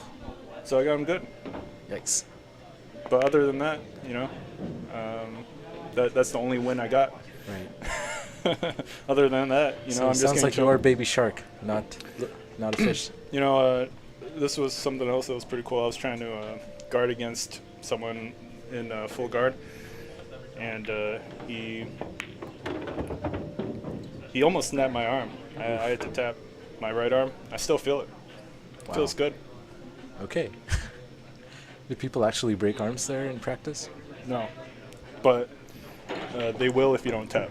Right. You're supposed to tap, or they just keep pulling. Nice. So is it more of instruction or is it just sparring mostly? Both. Good, Both. good. Yeah, it's great. Wow, what a Ooh, cut. Nice cut by Sean Where's the Zeng. cue ball going? Right where it came. Slow down.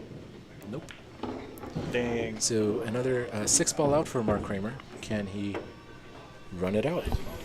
Yeah, that was a great cut by Sean. Unfortunate, carry him off something into the pocket.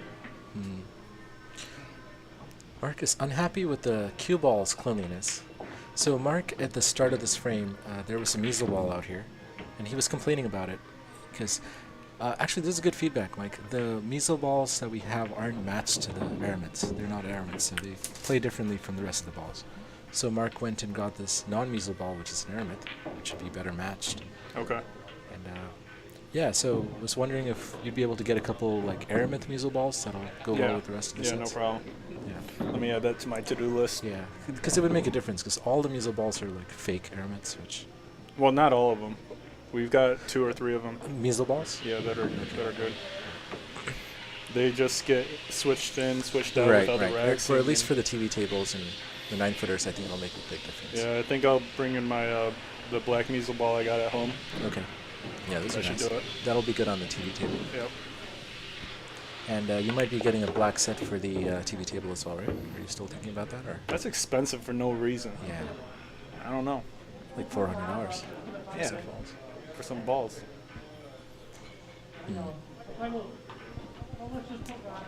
I think Super Pros are good enough, but even those are expensive these days.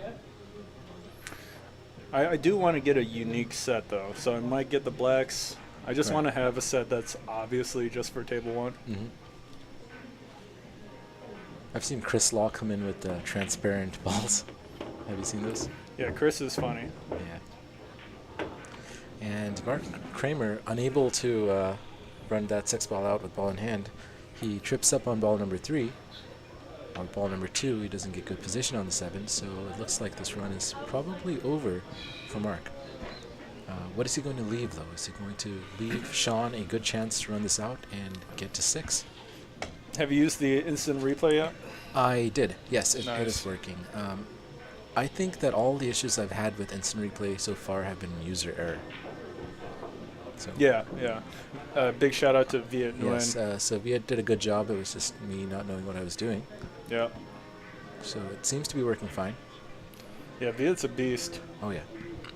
Man, he did all this from scratch. Right. He's crazy. I want to ask Viet if he can make these buttons a little smaller so they fit or more condensed into this little screen. It's not a big deal. It can be done like. Well, next time I see him, it's not a big deal.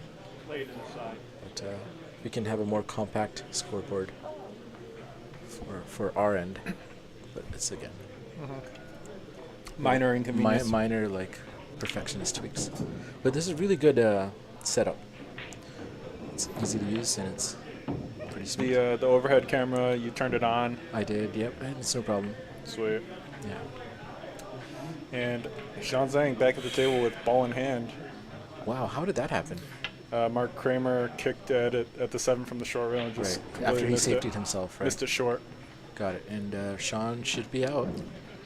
Unless he pulls a number 5 and safeties himself again. But I don't think that's going to happen. Position from the 8 to the 9 can be tricky here. Depends on the angle, yes, on the 8. Like it's just hard to get perfect Right. angle on the 8 with the leave. Is he going? He's going to roll up. He's going to top. How far is he mean, going to roll? uh-oh. He's just stunned. This is okay. Yeah. It's okay. He can stun and come back down. But now you got the 10 ball in the side pocket. Fair enough. Wait, you think he's going to go down table? No, I don't think he's going. Yeah. Down. He's going to the Got long it. rail. 2 long rails. Which he does very well. Well, a bit steeper than he'd No, like. this is good. Like he likes these cuts, I think, and with this you don't even have to worry about you position. guarantee the straight line parallel to the Yeah. short rail. And then the 10 goes into either side pocket. Fair enough. The cut itself is harder. It's not hard, but it's not True. easy. It's kind of a medium level difficulty shot, so it's not an easy shot. But it's not terrible either. But our receptionist does have to stretch across the table, which does add an element of difficulty to the shot. But it's not a problem for him, and looks like he's not great. I think he's going to go for the back shot. The back shot. Into Into the side pocket. Yeah. What do you think? Yeah. It's a bigger pocket. Yeah. From this angle, that's as big as pocket you can get. Whereas the corner pocket is small. I can rattle. So Sean, I think, is going to go for the left side pocket. And he does. Straight. Sinks into it. Score is now 6-3. Sean, the receptionist, aka Daddy Fish. Emperor Sean. Emperor Sean. And the receptionist. You know, if you call him Emperor Sean on stream, it's going to get to his head. Yeah. It's already big enough. Yeah, I mean, like just objectively, it's big. Yeah. We're not talking about ego or anything. We're just talking about objectively. Big head. Big head Sean. Big head shot. Man, who we got in the live chat? We got Jake Jackson, Cory Payne. Jake just popped in when you came in with your spam call.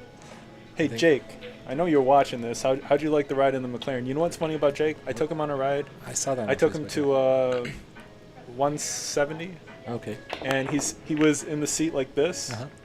wide-eyed, Okay. and he's like, "That's good, that's good." You can't be risking the life of these young ones. It's all good, man. Risking my own too. He's like, "That's good," and then he, when we got back, he was shaking for about Really? an hour and a half. Well, Jake, did Mike traumatize you with this crazy driving? Jake Jackson responds, "It was good." Very stoic of him. Yeah. No, but the thing is, with the adrenaline rush you get from that, you can't control how you Right. feel after. Right. So I mean, Jake wasn't shaking because he's a little bee, you know. He's just it's just the rush. Yeah, it's quite a feeling. What's Eric Downer talking about over there? He says the dreams are turning into nightmare. He gave the nickname Mark the Dreamer Creamer. I think that's what he's referring to. The dreams are turning into nightmare. Another combination shot for Mark. Yeah. Ah, Well, Mark throws his hands up in the air, but he does care.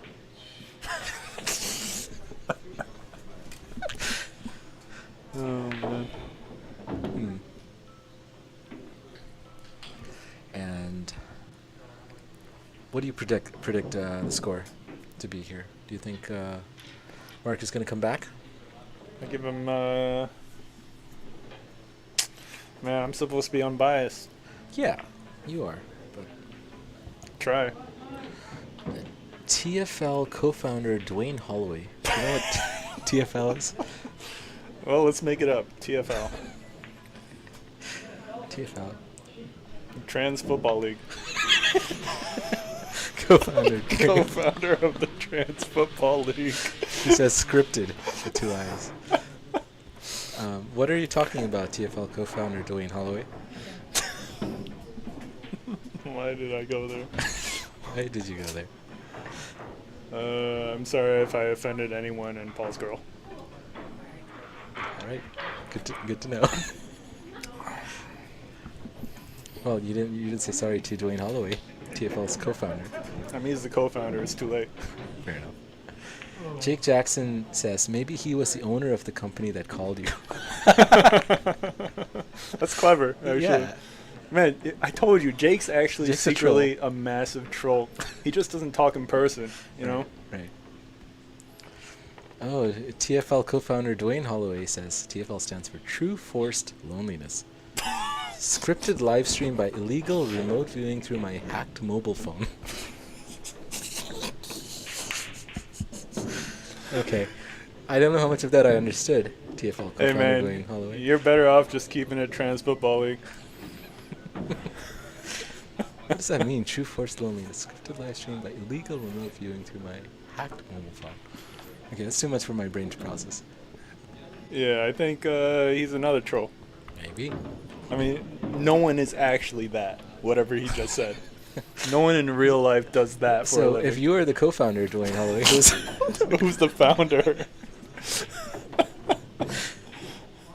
and he says, you know exactly what I'm talking about, liars. I want to meet the founder, to be honest. Yeah. All right, we are not paying attention to the match anymore, are we? So 2 is in a tricky spot. Sean kicks at the 1, makes contact. Does he leave safe? Not quite. 2 is pretty safe. 2 could potentially bank into the left side pocket, but getting the cue ball back to the good bank angle with position on the 3 is not easy, but even doable. Dwayne says Bill Greathouse TFL at War Channel. Is this a YouTube channel he's talking about? He's starting to ramble, guys. No idea. Is this pool related at all? Slow roll behind the 9. Yep. Easy safety, huh? Nice shot. Yep. Sean should be able to make contact, but even if he Contact does, how? off the right long rail. Don't think there's enough room. 1 real kick. Okay. Yeah, that's what he's looking Yeah. at. Oh, Leibabu says TFL is a bot, LOL. Well, Leibabu has something to say for sure, TFL. Or Yeah, TFL is definitely like NPC, GTA. You pull him out the car and he just yells at like you. the game GTA. Ah.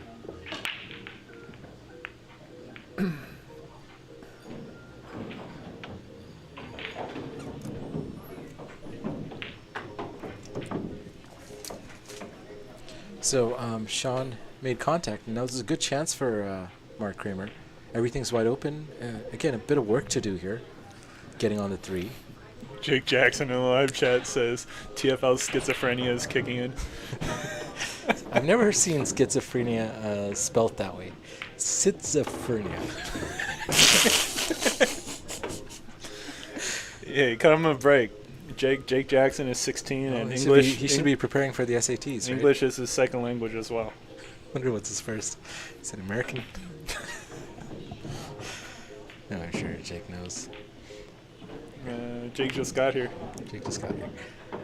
And TFL co-founder Dwayne Holloway has a lot to say. There's video evidence. Debunk it if you can. And he calls us liars.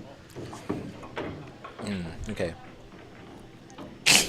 Yo, this dude is a bot. Yeah, I mean, what do you guys think, chat? Is Dude. Dwayne Holloway a real person or a bot? How do bots get into chat? Is that a thing? Are we getting that big? Actually, Or you have bots on the live stream? Yeah, this is like a small little... yo, hey guys, we made it. We made it. We made it. We got bots in the live chat now. That's crazy. Never foresaw that happening. But we should check on his primary, Dr. Kevin Costello. All right, Mark Kramer doing good job so far. That was a good leave. Yeah, yeah. Yeah, nice shot. He's got to hit this with some pace to get the cue ball back off the right long rail. Stun. Okay, so maybe he's not a bot. He says, how can I be a bot when I confirm myself through the verification process by video verification? Okay. Well, the bots are getting more advanced. Huh. You know how you they like click this button to see if you're not a robot. Right. I bet he's one of those that can click the button. I can say he's not a robot. Yeah. Have you heard of the Turing test? He picked all the traffic lights, Ah. and now now the bot's commenting. What's the Turing The test? Turing test is basically when you can't tell if a bot is or an AI is natural or artificial. This guy's artificial. Yeah. If you can pass the Turing test, you can successfully pass off as a natural human, I guess. Because no one in their right mind would be typing paragraph after paragraph about their doctor. We have a new commenter, Matt Marafino says, TFL is Turing complete. I guess he's talking about the same thing. Behind the 9? Ooh. Hey, that could have been a. I mean, Mark was obviously playing for a short side position on the 9. Right. So it's like a good two-way result. Now, this is the kind of shot where a jump is probably not a bad idea, but Sean doesn't really jump. Man, jump it, Sean. Yeah, this is a fairly straightforward jump, but Sean seems to be going at it rail first, kicking at it. Ooh, and TFL continuing. yeah. TFL, are you into pool at all? What brings you here? He's trying to pitch his doctor to us. Oh, good old Kev.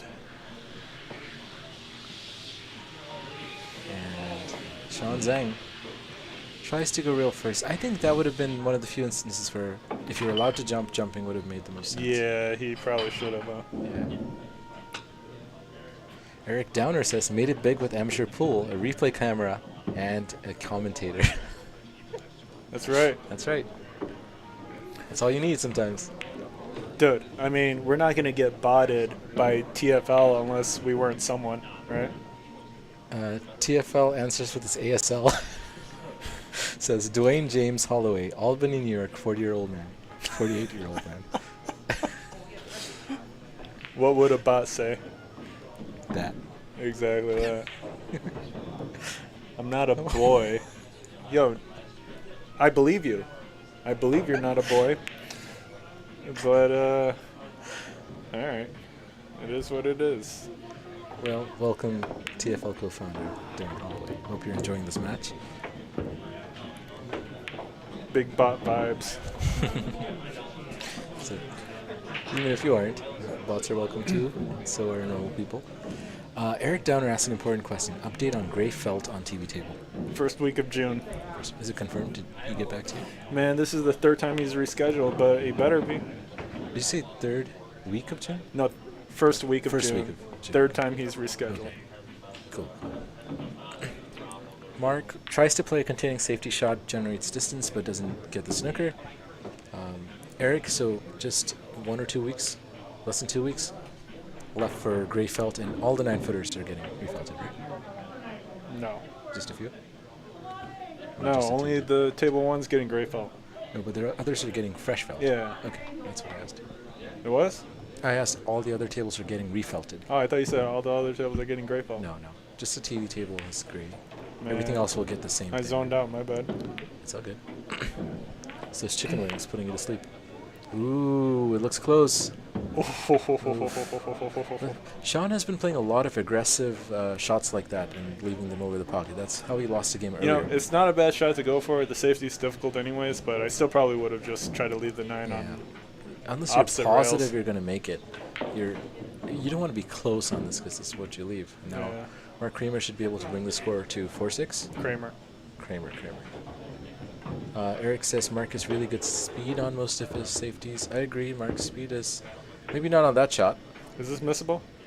It's missable, yes, but it's not. Yeah, he it's should not be hard. able to make it into the side pocket, no problem. It's a fairly straightforward cut. Still not where he wants to be, but it's okay.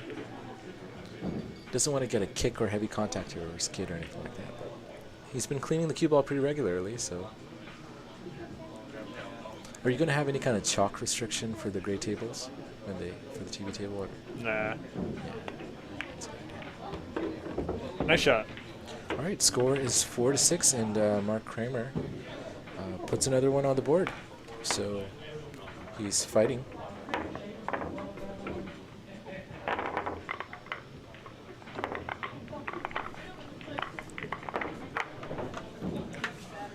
So I don't think Sean's been playing his best today. Okay. Yeah. He hasn't been playing at his usual level. Mark also hasn't been playing that amazing, but you know, they're getting through it.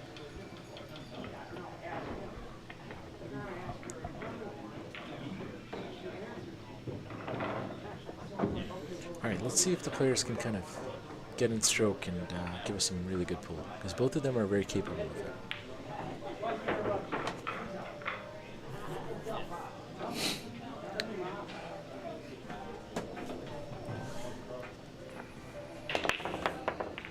Nice break. Finally, a non-dry break with 2 balls pocketed, but Shot is he on the gonna 2? Yep, Nice. he gets a shot on the 2. Tough cut, but Is better is the play than here to nothing. go into the 8 to try to hold for the 3? Seems to be the, or to go forward and risk going into the 9. And here, for me, Just I pot. would just focus on the pot, Right. and you know, whatever way the cue ball goes. The natural angle is for the cue ball to come into the 8, which It could is. help. Yeah. But it depends on what part of the 8 you hit, so it's touchy. The other option is to go into the 9 with a little bit of top right, but that's also very touchy. But let's see. Just have to make the pot first. He's playing with top, so he's going to go towards the 8 and 9, well, between the 8 and 9. Nice call. Yeah, but he misses the ball. He misses the 2. Hands up in the air. Just like you don't care.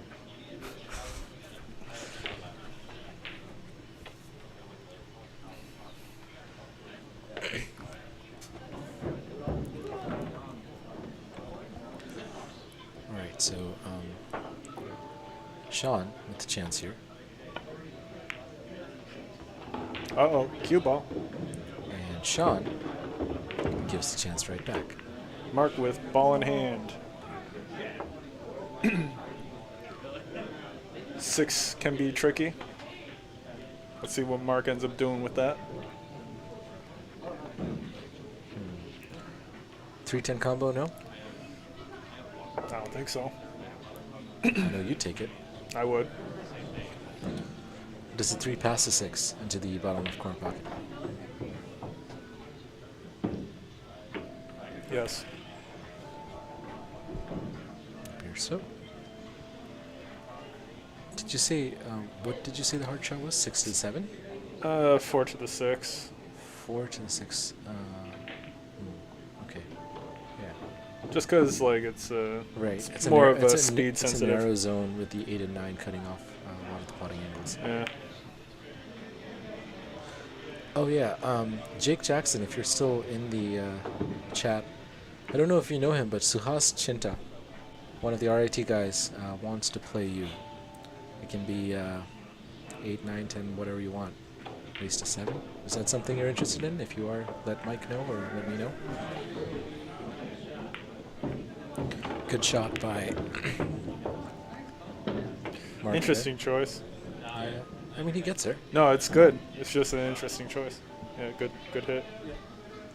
And Now it should be a little easier to get on the 6.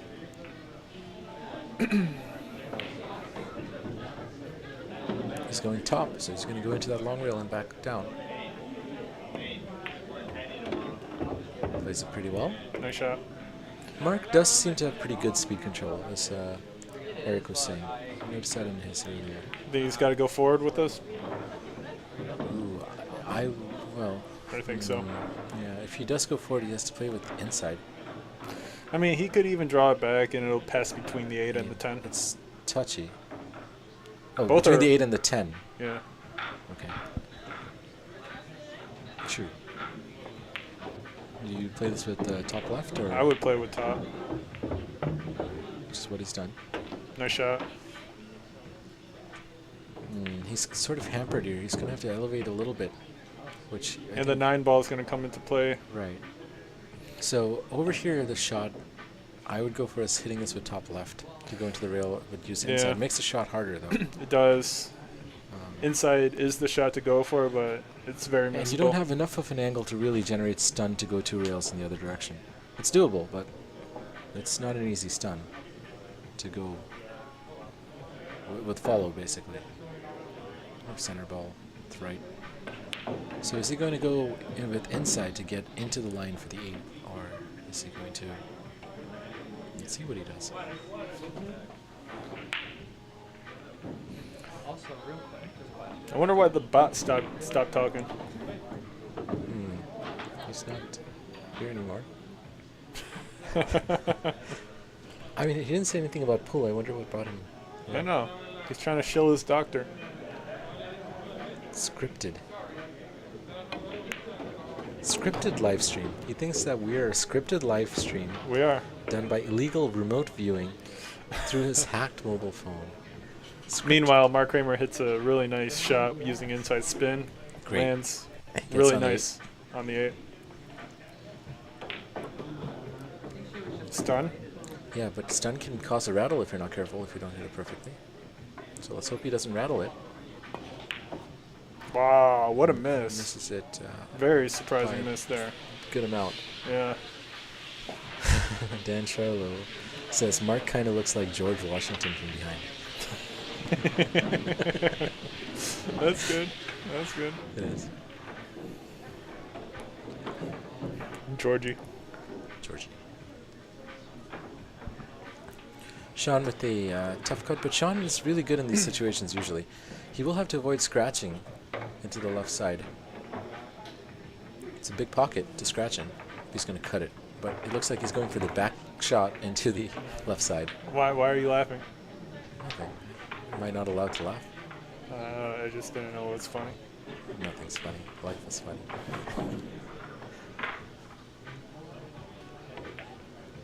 And he doesn't get it, and he leaves Sean it. Zeng misses it. So great chance for Mark Kramer here to bring the score up 5-6. Should be able to.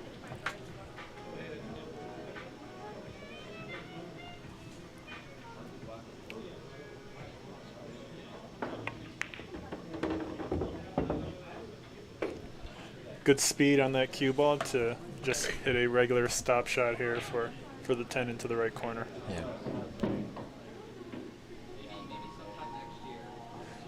Sean Zeng choked as Dan Charlo types in the... Another really good speed control shot. Good Yep. use of stun there with very good judgment by Mark Kramer, who should now be able to bring the score up to 5 with a 1-game deficit. So Mark's still in this game.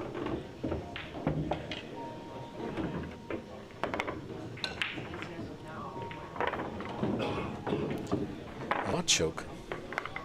And he gets to break again. This is going to be frame number 12 of this race to 9.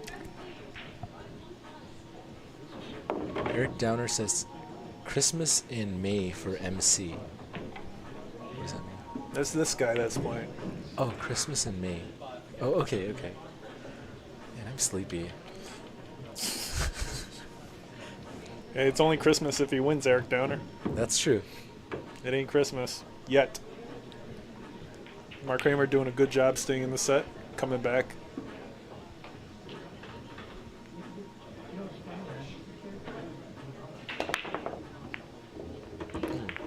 Nice cue ball. Whoa, look at this. Wow. Wow. This is going to be inconvenient. This doesn't look like a 10-ball break. This looks like some kind of jump exercise drill. I mean, the balls were moving. They just all ended up back right there. Yeah, that's crazy. And he pocketed the one. Okay, this is interesting. 4-7 out of commission. Is he going to pot the 2 and then try to play safe off the 3? He could even play safe on the 2. Leave the cue ball behind the cluster. Right. Thin the 2.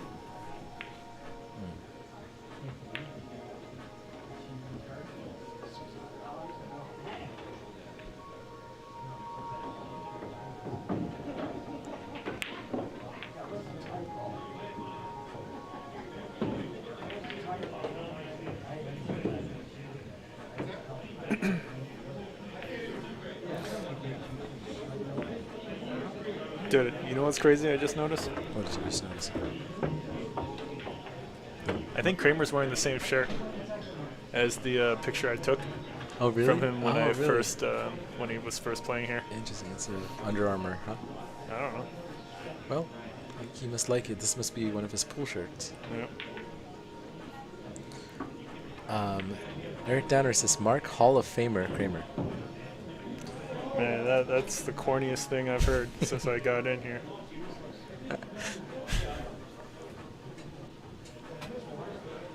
Well, is Mark Kramer on the list for the challenge board, top 15? I think so. I think he's on the wait list. When's the next? Saturday. Who's playing? Cory Payne versus Parker. Okay. Parker's hanging on at 215, huh? Or has anyone challenged him yet? I'm not sure if Parker's 14 or 15. I think he might be 14. Swinger is 15. This image needs to be updated, right? Yeah, it does. It's Haven't had a 14 on chance. that. Andy might be 15. No, that's what I'm saying. Parker's 14. Yeah.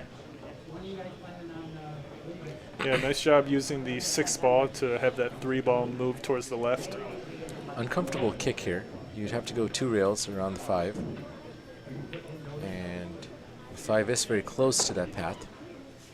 But it's doable. But the problem is you're hampered over the 7. No, this is a great save. Sean is unlikely to make contact here. Well, I think going along the left 2 rails is also a good option here. That Yeah, way you're that not might too be the hampered. way. That's probably the easier option than going over the 7 and being hampered. So Yeah. 2 rails should be okay to make contact. I mean, obviously not easy, but there's a path. All the 1 rails are blocked. Let's look at the overhead and see. Yeah, the 2 rail seems to be on, but again, hampered by the 10 doesn't make it easy. Sean really bridging over that 10. Oh, Yeah, good try. good try, yeah. Close-ish. Mark Kramer with the In ball in the hand. comments, we have Rick Hovey. Oh, never heard of him. Yeah, he says, yo, just in time to watch the end of the match. Well, Rick, now that you're here, it's probably not going to take another hour. Yeah, Rick. Man, what's up, Rick? How you doing? Smart play here. So Sean is on 1 foul, and yeah, this is a good safety. All Man, the Sean's got to start jumping. Yeah, it's a very easy jump. Very easy. I don't know if they're playing without jumps. Nah. Just Sean doesn't jump. Right. Does he have a jump cue? Maybe.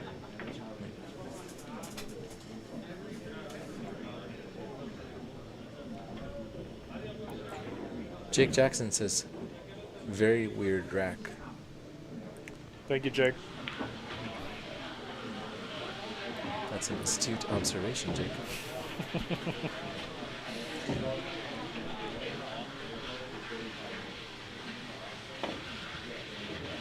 Wow. Good kick. Great Good kick. But he's left it on. But that's okay. Tough kick to visualize. Nice job. I mean, for me, A lot of it is just about the slide off the rails that can get you, if you visualize it correctly. this is the similar shot to the 2 ball he had. Yeah. Is he going to play another safe here? Nope, just going for it. And the pace is too much. Rick Hovey says the longer it takes, the better. It gives me something to watch. Paul, can you make sure Sean does his push-ups on camera after his post-game interview? Damn. Do you wanna tell the chat what happened, Mike?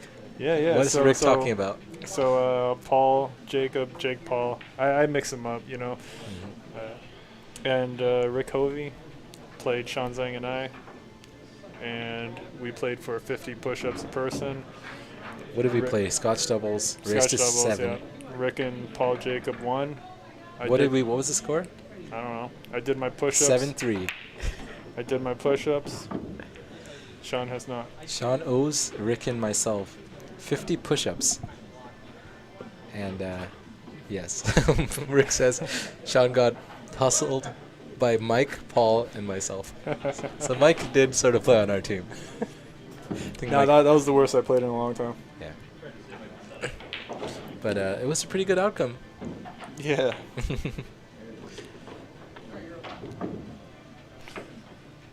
Dude, I haven't even been playing lately. Dan Charlo says, make Sean do the mid-match. You know, playing on the stream, you should have playing for push-ups on camera as an option. Yeah, rather than play for $50, play for 50 push-ups. Yeah. And do it on stream. Right. Really nice safety shop here by Sean Zeng as well. Yeah. This frame is developing, so just the 8-9 is a problem here. The 8 does pot into the bottom right pocket if you get over there. 7 on the rail does make it a little trickier, but... Dan Charlo says if he owes them, he should have to do them before being allowed to play again. So Sean's excuse for not doing them after we won was his shoulder hurts. Can I please do it later? He looked at me with these puppy dog eyes, and I couldn't say no. Fish eyes. Fish eyes. I guess Daddy Fish didn't want to do push-ups. Nah, but it was my fault. Yeah, I choked too much.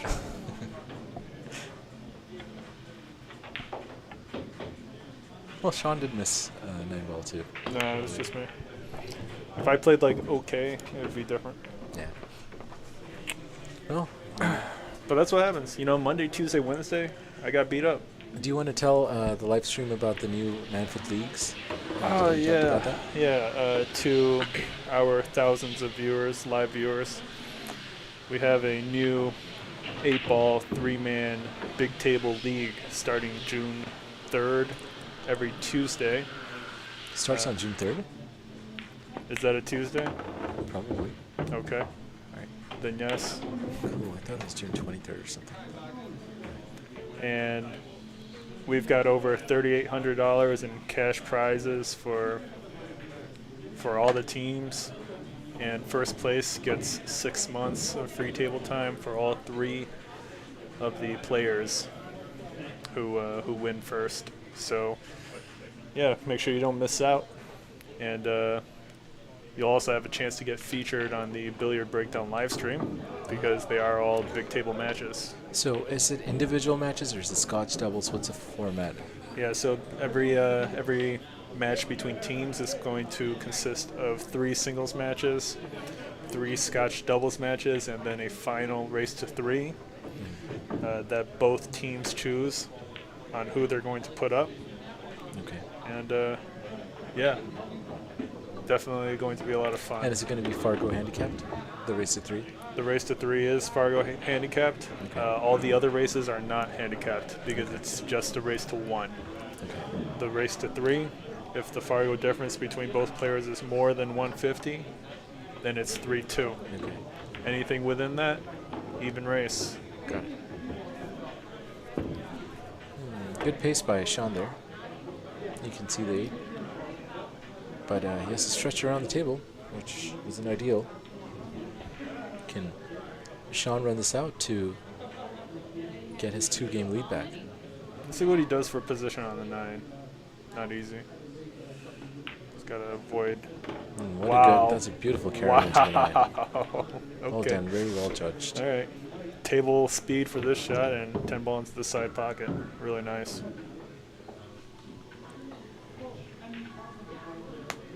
He's looking at the corner for some reason.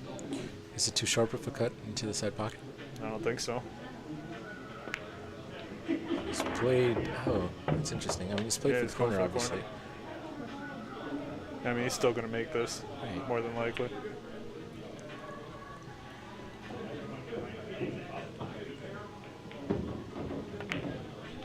Nice shot. Well done to Sean Zeng. He pulls through, and the score is now 7-5. Sean only Yo, 2. Paul. What? Dude. Like, so many parts of my body hurt right now. Yeah. I need more alcohol. Is that gonna Like, help? every time I move something, It's sore. like, it's just bruised or sore. I don't think alcohol helps with recovery. It does. Really. I don't know. I don't think so. What you need is some protein. You need some creatine, some protein, some BCAAs. Well, Joe Rogan told me to smoke a joint. Ah. But I'm going to drink some scotch. All right, sounds good. Michael Lynn, Jake Jackson says try hand sanitizer. Have you tried drinking hand sanitizer, Mike? Dr. Jake has some suggestions for you. Dan says maybe the alcohol is causing gout, Mike. Well, he just left, but we'll read that again for him when he gets back with his scotch. Mike will be back soon with his Dalmore 15 or 12.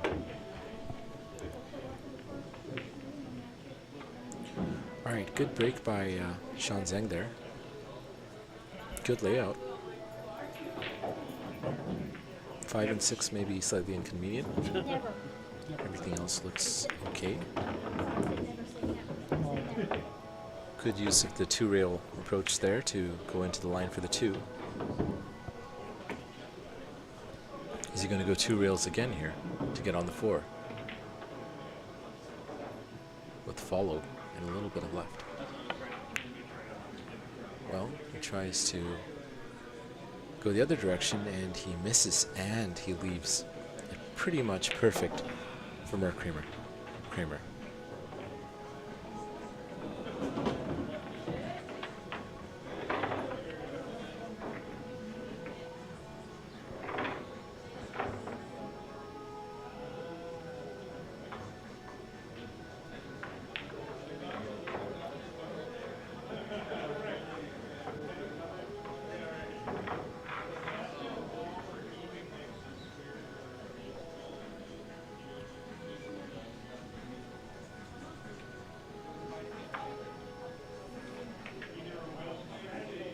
So Mark really looking at this layout, seeing how best he can clear it.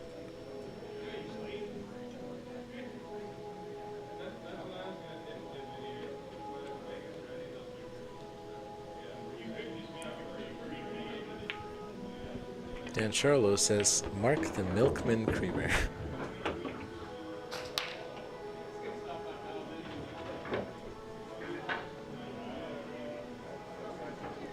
He says he actually delivers bread, but I don't know what that would be called. Like a baker?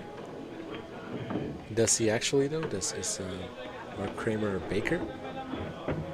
Is that what you said?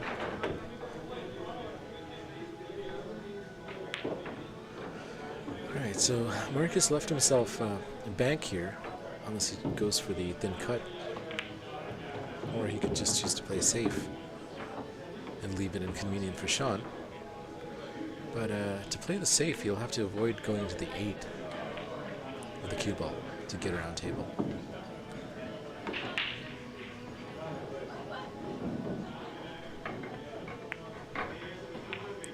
He goes for the thin cut, and he does a pretty good job with it. Plays the speed well. He, again, has some distance, but he has a shot on the 6. Michael Lynn is back.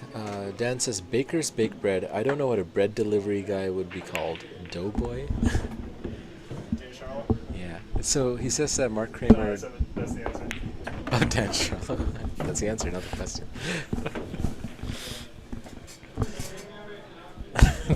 Doughboy. you saying Dan Charlo's new nickname is Doughboy? Oh, Doughboy. No, Mark is making good work of this layout after Sean misses. So Jake Jackson in the live chat told me to try hand sanitizer to make myself feel better. Do I drink it or just rub it on my skin? Yes, Jake, you need to clarify. Yeah, do I treat hand sanitizer the same way I treat curry? Is that what you do with curry? Rub Yeah. it? Oh, okay. I let it absorb. You soak, huh? You marinate. Only for 24 hours. And Jake says both. And Dan says, tell Mike his body is sore due to gout. What's gout? Gout is a deficiency of thiamine. Is it thiamine? It's when your neck swells. No, that's goiter. Bruh. Let me look it up. I don't remember. I used to know this. It's a form of arthritis that causes severe pain. Mark Kramer hits a really nice shot on the Swelling. 9 ball. He's got okay position on the 10, still favored to make it. Alright, so gout is basically arthritis. It's inflammation. I got arthritis now. Apparently. God damn. According to Google. Does Scotch have calcium in it? Calcium? I don't think so. Well, hopefully it helps with my arthritis. And Rick Hovey says, nothing quite hits like a shot of sanitizer. Spoken like someone who knows. And good job to Mark Kramer for finishing that out. Wow, is the score 6-7? He's hanging in there. And we missed a comment, did we? No. Dan says, there was a guy on a show from my small town of Chaumont. He got addicted to hand sanitizer and he would just drink it and jerk off for 10 hours. Wow. And he says, see, I told you Jake Paul was a doctor. Well, Are not you a very from good the one. same town Theo Von is from, Dan Charlo? Is he from that town? Where's Chaumont? I don't know. Just sounds like some random hillbilly town if they're drinking hand sanitizer and jerking off. Like, who else are they? They don't do that in the city. I don't know. They do that out in the burbs. And Jake Jackson asks, isn't Jake Paul a pro badminton player? I think Jake Paul is like a boxer. Jake Paul? Nah, he's a Indian pool commentator. Oh, yeah, that's Jake Paul. Okay. Well, Jake, I do play badminton. I'm no pro, but I'm okay at it. Dan says, no, it's by 1,000 Islands. And he says, I'm sure they do that in the city too. But commentator Jake Paul does play badminton. He's not pro though. Certainly not.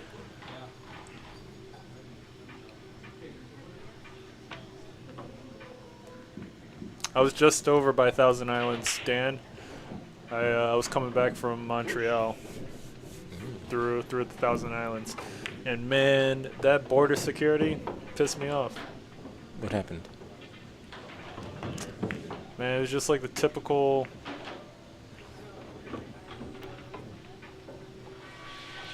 like, how do I phrase it? I want to describe it properly. Kind of like white trash, intentionally giving you attitude just for making him do his job. Was this on the Canadian side or the U.S. side? It was entering back into the U.S. And I gave him attitude right back. Oh, okay. Because what's he gonna do? Keep me in Canada? I got a U.S. passport, so screw you. I'm gonna give you attitude back. So I was being like pretty sarcastic with the border guy, and like the whole car was pretty quiet because it was awkward because I was being sarcastic. And then yeah. Did he give you any trouble? He kept asking me the same question, and then I kept answering it incorrectly. Look at that leave. Yeah, what a leave. Kramer almost scratches.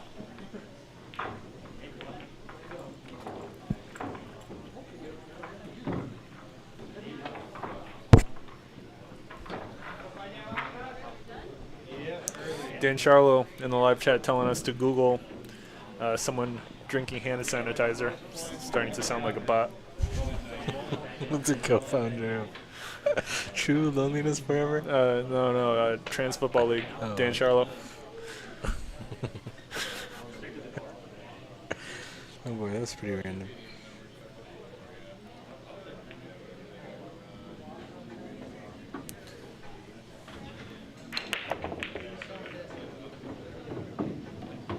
Everyone's getting close to the pockets. Yeah. Dan Charlo in the live chat tells me not to be a dick to the border security, but I don't care. I really don't care. Besides, I already was. You know, it's too late. Play the one in the side. Mark calls the 1 on the side. Karam off the 2. Can he pull this off? Not quite. And now it's an open layup. Sean with the potential for a bank, but is he going to take it and swing around the ankle? Oh, he's going for the cross bank. Inverse bank. But now he's changed his mind. Okay, he's going back for it. So Sean Zeng, one good bank required, and he. Oh, he sinks it. Wow, and he swings around the 2. Very Under nice. the 2 is crazy. Very well done. Dan Charlo in live chat asks me, "What'd you go to Montreal for?" It was for UFC 315, I believe, which was Bilal Muhammad versus Jack Della Maddalena. And then Valentina Shevchenko defended her belt against someone no one knows. But it was a good time.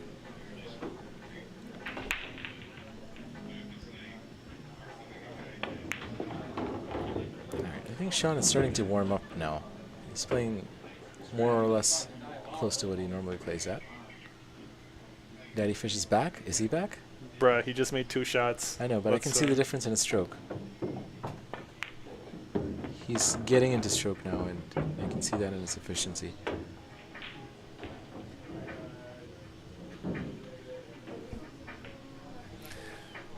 Dan Charlo playing roleplay in the live chat. As Doughboy? I don't know. Feels bottish. Hammerbot Charlo. Hammerbot. Hammerbot Charlo. Oh, man. It doesn't end. Never ends. Dude, I wish I still remembered, like, the entire Wakook long... something. Wakook. Guh. Guh. Guh. Man, Sean's shooting good right now. Yeah. I think Sean's in stroke now. I Great think pace. if he plays at this level, it'll be over pretty fast. I don't think Mark Kramer has been able to catch quite a gear in this match just yet. And it's been close mainly because of Sean not really... Where's the 9 going to go? Still tough. Still You know? tough, yeah. He's got to bring bottom this right, back, maybe? bottom right is what I'd go for here and play the 9 to the bottom right corner pocket. Look at this speed. Look at this speed by Sean. Damn. It's a sign of an efficient stroke. He's perfect. He's getting a good amount of spin for a very slow stroke speed or low power. And that makes everything easier.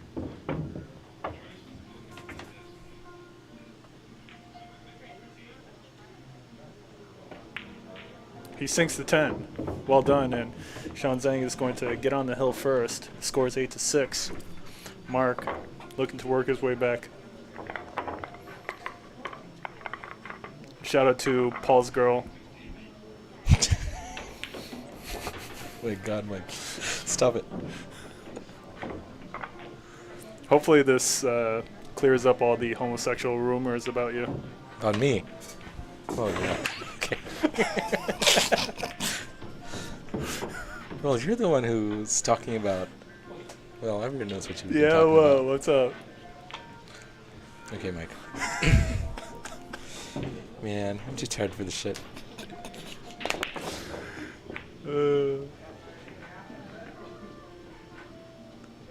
Alright, Mark with the perfect chance here. Did she respond? Why are are you looking at my phone? She respond.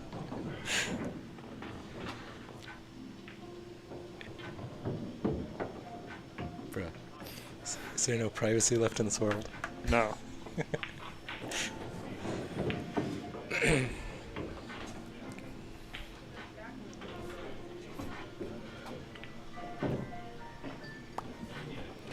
So, 3-ball.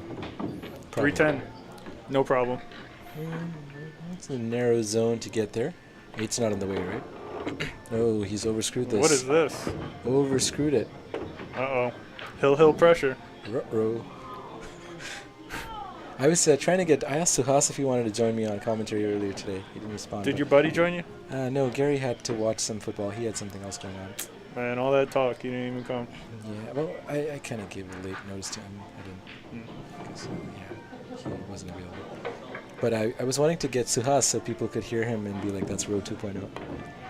Actually, yes. Yeah. That's pretty accurate. And what a safety by Mark Kramer. That was an excellent shot. Yeah, extremely well done there. That's what you call a perfect kick and stick.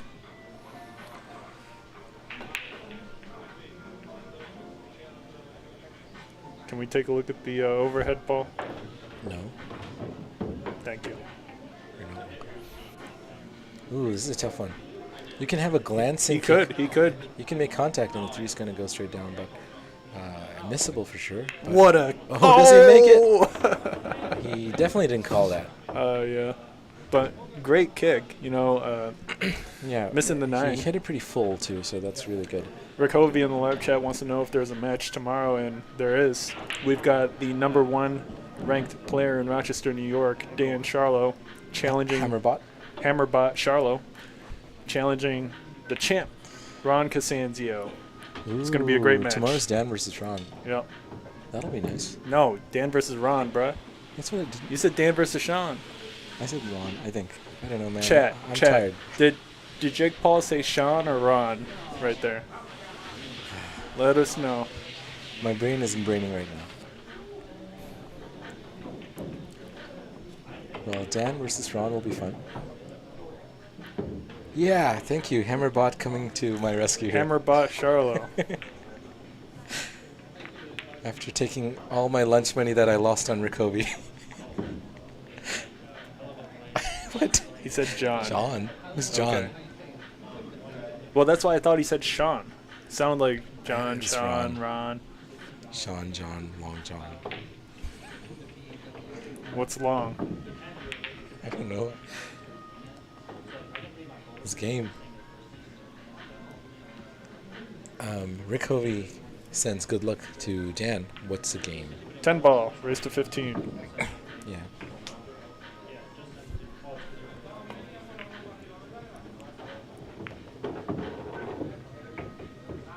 Mark Kramer with a good shot on 3 does not get rewarded with table roll for the 4.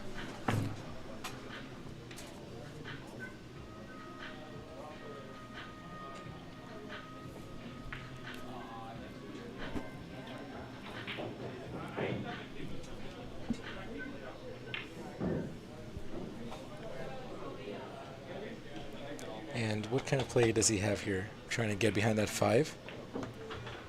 Send the 4 up and try to nestle the cue ball up.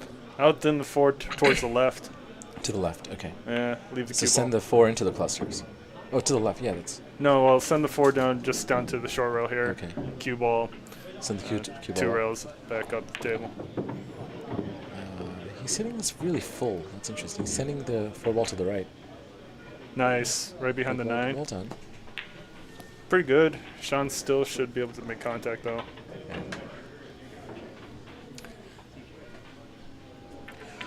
Jake Jackson in the live chat says, I think Ronnie's glasses give him all the angles. So, Mark does Kramer's he- got the same glasses. That's Ron. He don't got all the angles, does he?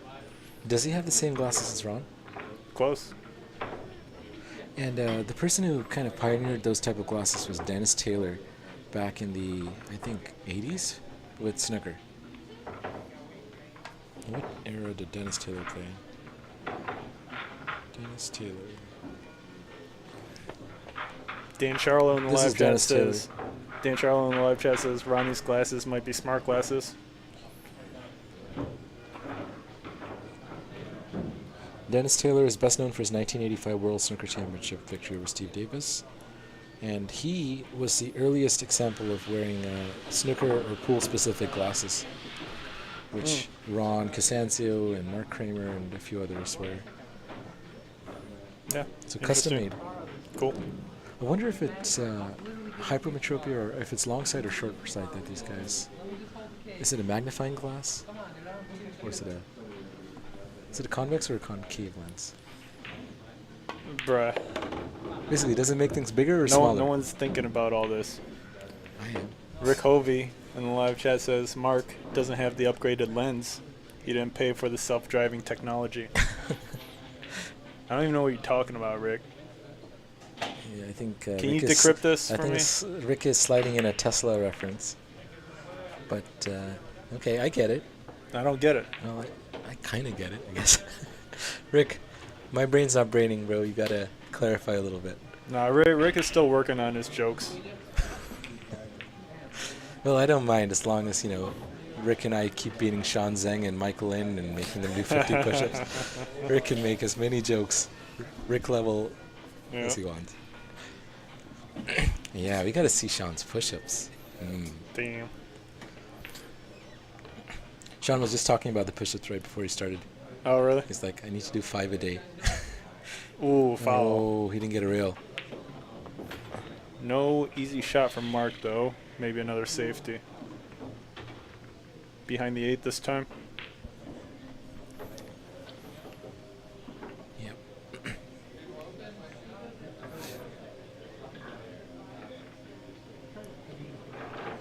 Well, Mark's hanging in there, and he's playing some pretty good quality safeties, and really clever there, using both the 7 and the 10. And the 8. And the 8, of course. 7 and the 10. The 7 is a blocker for the direct How do cutoff. you use the 10?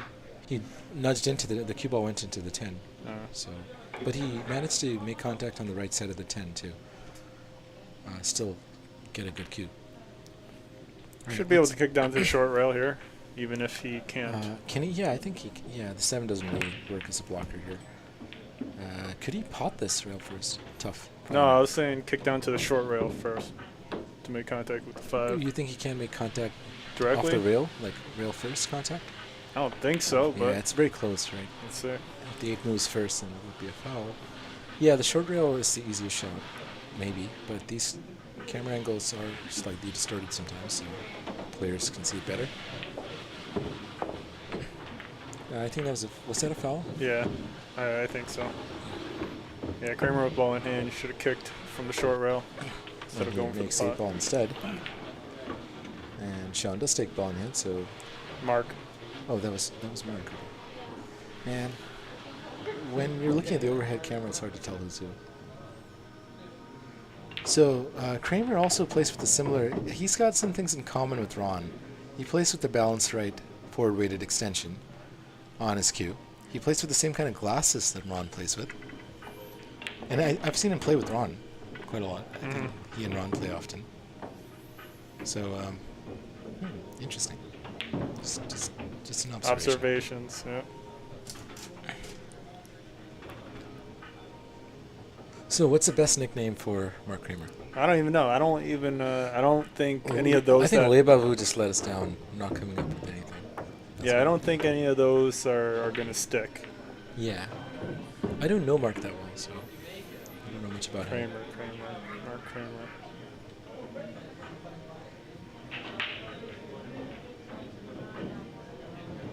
All right, if Mark can clear this out, he has a chance. Sean is on the hill, so this is big. Jake Jackson in the live chat says Baker Kramer. So, yes, Dan said that he delivers spread. Do you know if that's what he does, or? I have no idea if that's what he does. He doesn't bake bread, but he delivers bread. So who bakes bread? The Doughboy. Doughboy. Doughboy Dan. Doughboy Dan. Where's the cue ball going? Yeah, he's good. He's played the pace well, but he's got a long shot now. So he didn't play the pace well? He did. Well, He didn't scratch. That's a bigger thing. Dan says yes, he does 100%. Okay. So he is a bread delivery expert. It's a very specific thing to deliver, but I guess. I mean, I guess it's more time sensitive. You want fresh bread going out early in the morning. That's actually an interesting occupation if it's true. Yeah. Seems like a peaceful gig. Well, you probably have to be up really early because usually bakers bake like very early in the morning, right? So you must be a morning person. And a really nice long shot by Mark Kramer there. What's the play here? Do you dig in and try to screw, or do you just go force follow? Force follow all day. Fair enough.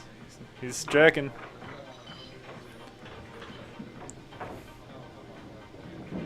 Dan says he delivers it to prisons. Ooh, good shot by Yeah. Mark Kramer there. Draws back nice. Great shot. Did he draw back on that? Yeah. Okay, I was looking Where you at? I was looking at Dan Charlo's comment. Oh. I can't watch the chat and the stream at the same time. Well, I guess I can if I look at the small screen. Man, Roger Jackson in the live chat says Twinkie. Twinkie. And wow, okay, Mark's still in this.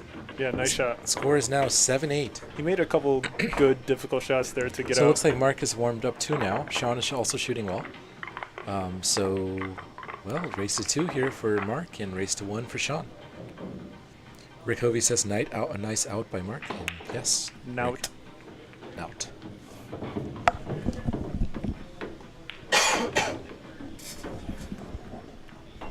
Look who's in the chat. It's Will Rhodes who says Kramer.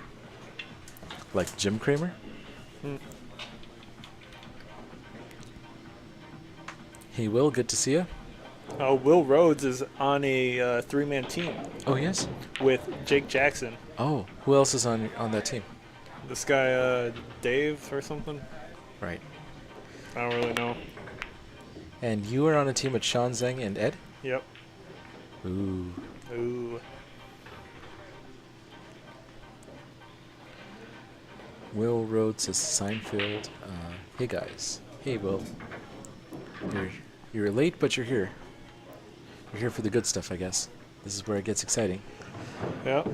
Ooh, if Sean runs this out, that would be epic. It would. Be nice. Need a good stroke here, but he's Not been stroking even. well. You need a bit of slow follow roll this. for the 2 in the bottom left. Wow. I thought he was going for side. No, I was talking about exactly what he What did. a shot. Yeah, it's a good stroke. Excellent shot. Great stroke. Daddy Fish showing us how to do it. Man, that was clutch, actually. Yeah, that's exactly what I was thinking of. when Okay, said- I was thinking side pocket. Yeah. No. And then slow roll. Great shot. And he played it to absolute perfection. Just a stop shot here, maybe a little screw. It's done. I'm curious to see what Sean's going to do about 5 to the 6. That's the 5 real to test. 6. Get straight and screw back. It's tough. 4 to the 5. He needs to be on the right side of the 4 to get straight on the 5. So he doesn't want to be on the left side of the 4. He wants to be on the right side of the 4. This is a difficult position here. He's done. Oh, he's drawing. Okay. Stun isn't good enough. But he's on the wrong side of the 4 here for a positional shot on the 6. So this is an error. I wouldn't say it's an error. I think it's an error. Nah. Because it's going to be really difficult to get straight for a draw angle on the 5.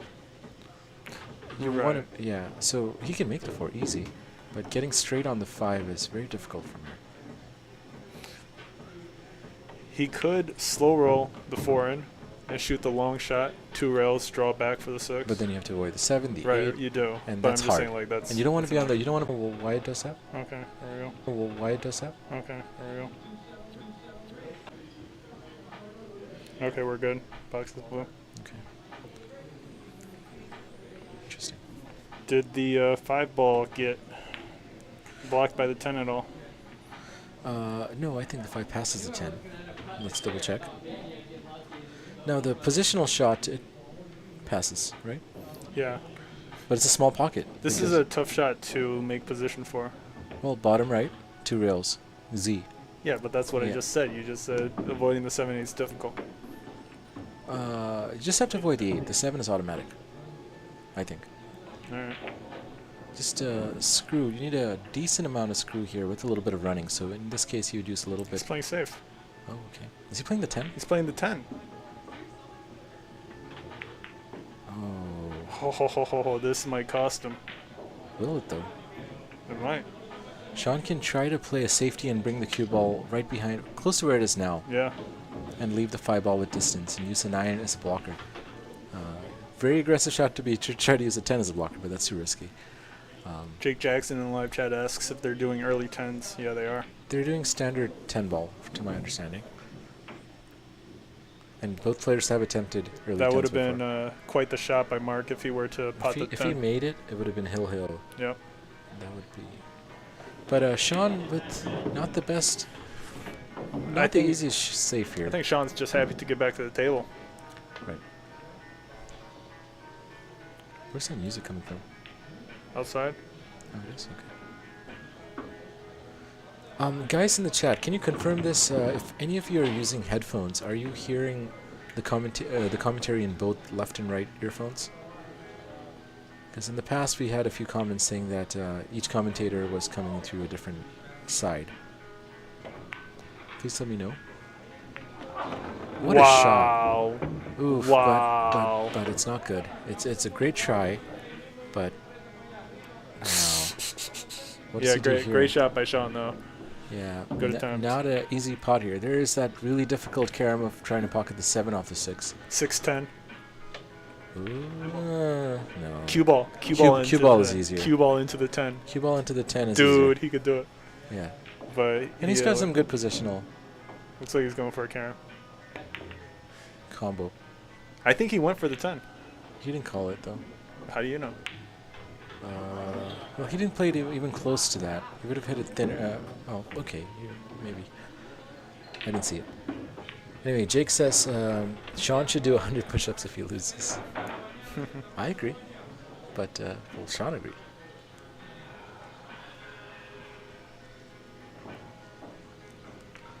Okay, what is the play here? This is a tricky one. Tough. Bank it into the 10. 6-10. I think, yeah, I would go for it. That's a good shot. I would go for it. You don't want to scratch somehow enough. Like, when you do that, you could go off the top rail into the 7 and scratch. That's a possibility. I'd go for the 10. Right. I think there's a chance, a non-zero chance, if you do go for the 10 here with a 6 of scratching in the top right corner pocket. You want to hit this with stun? I would. With this distance? Yeah. If I felt it, yeah. But the other option is to actually pot the 7 ball off the 6, but you need a really good stroke for that, and it's not worth it. He's banking. I don't think the bank goes past the 7. He's called a corner right pocket bottom. He's called a bank. I don't see the bank going. Oh, well. Didn't go. I don't know if it could have. Behind the 8? Nope. Oh, Sean. I think it's over. This is safe to say it should be over. Sean with the chance. Sean Zeng, 4 ball out. Easy layout. 5 ball out. Well, it might as well be a 4 ball out.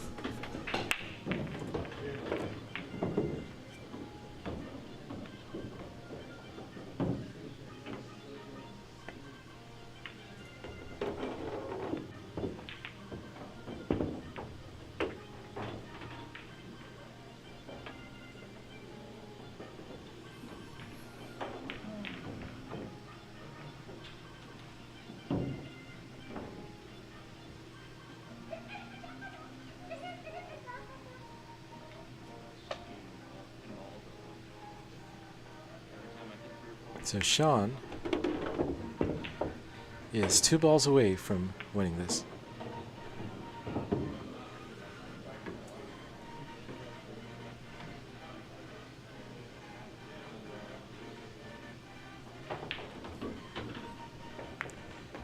And it looks like it'll be over very soon.